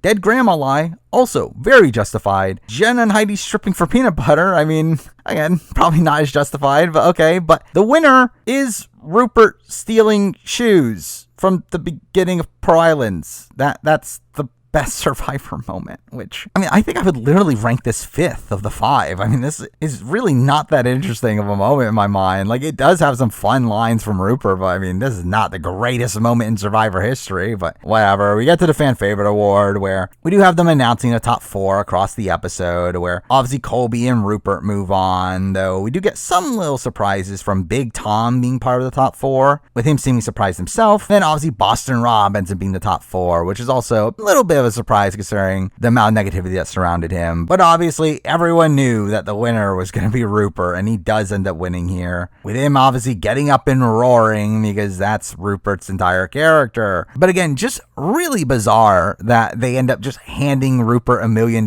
for being the fan favorite, with this obviously being the first ever fan favorite award for Survivor, something we end up seeing be utilized a bit more, starting from Survivor Panama up with Survivor Karamoan. But again, still weird that the first ever one that they did was to literally give out prize money equal to that of winning the entire season. By the way, I mean, that is the entire season of Survivor All-Stars, a season that I do have a lot of nostalgia for, in the sense that I do remember this season very well from watching it as a kid, though coming out of my rewatch here, I am pretty much as low as I could possibly get on this season. While there is still this appeal to seeing these returning players back again, it is largely a very dark season with some very icky moments throughout, some mean-spirited behavior, and just a miserable tone, with none of it coming off as fun. And while I think a lot of people like to bring up the Rob and Amber storyline as this thing that ends up propping the season back up, it simply just doesn't for me, to where, yes, it is an interesting storyline in its own right, but it's certainly not enough to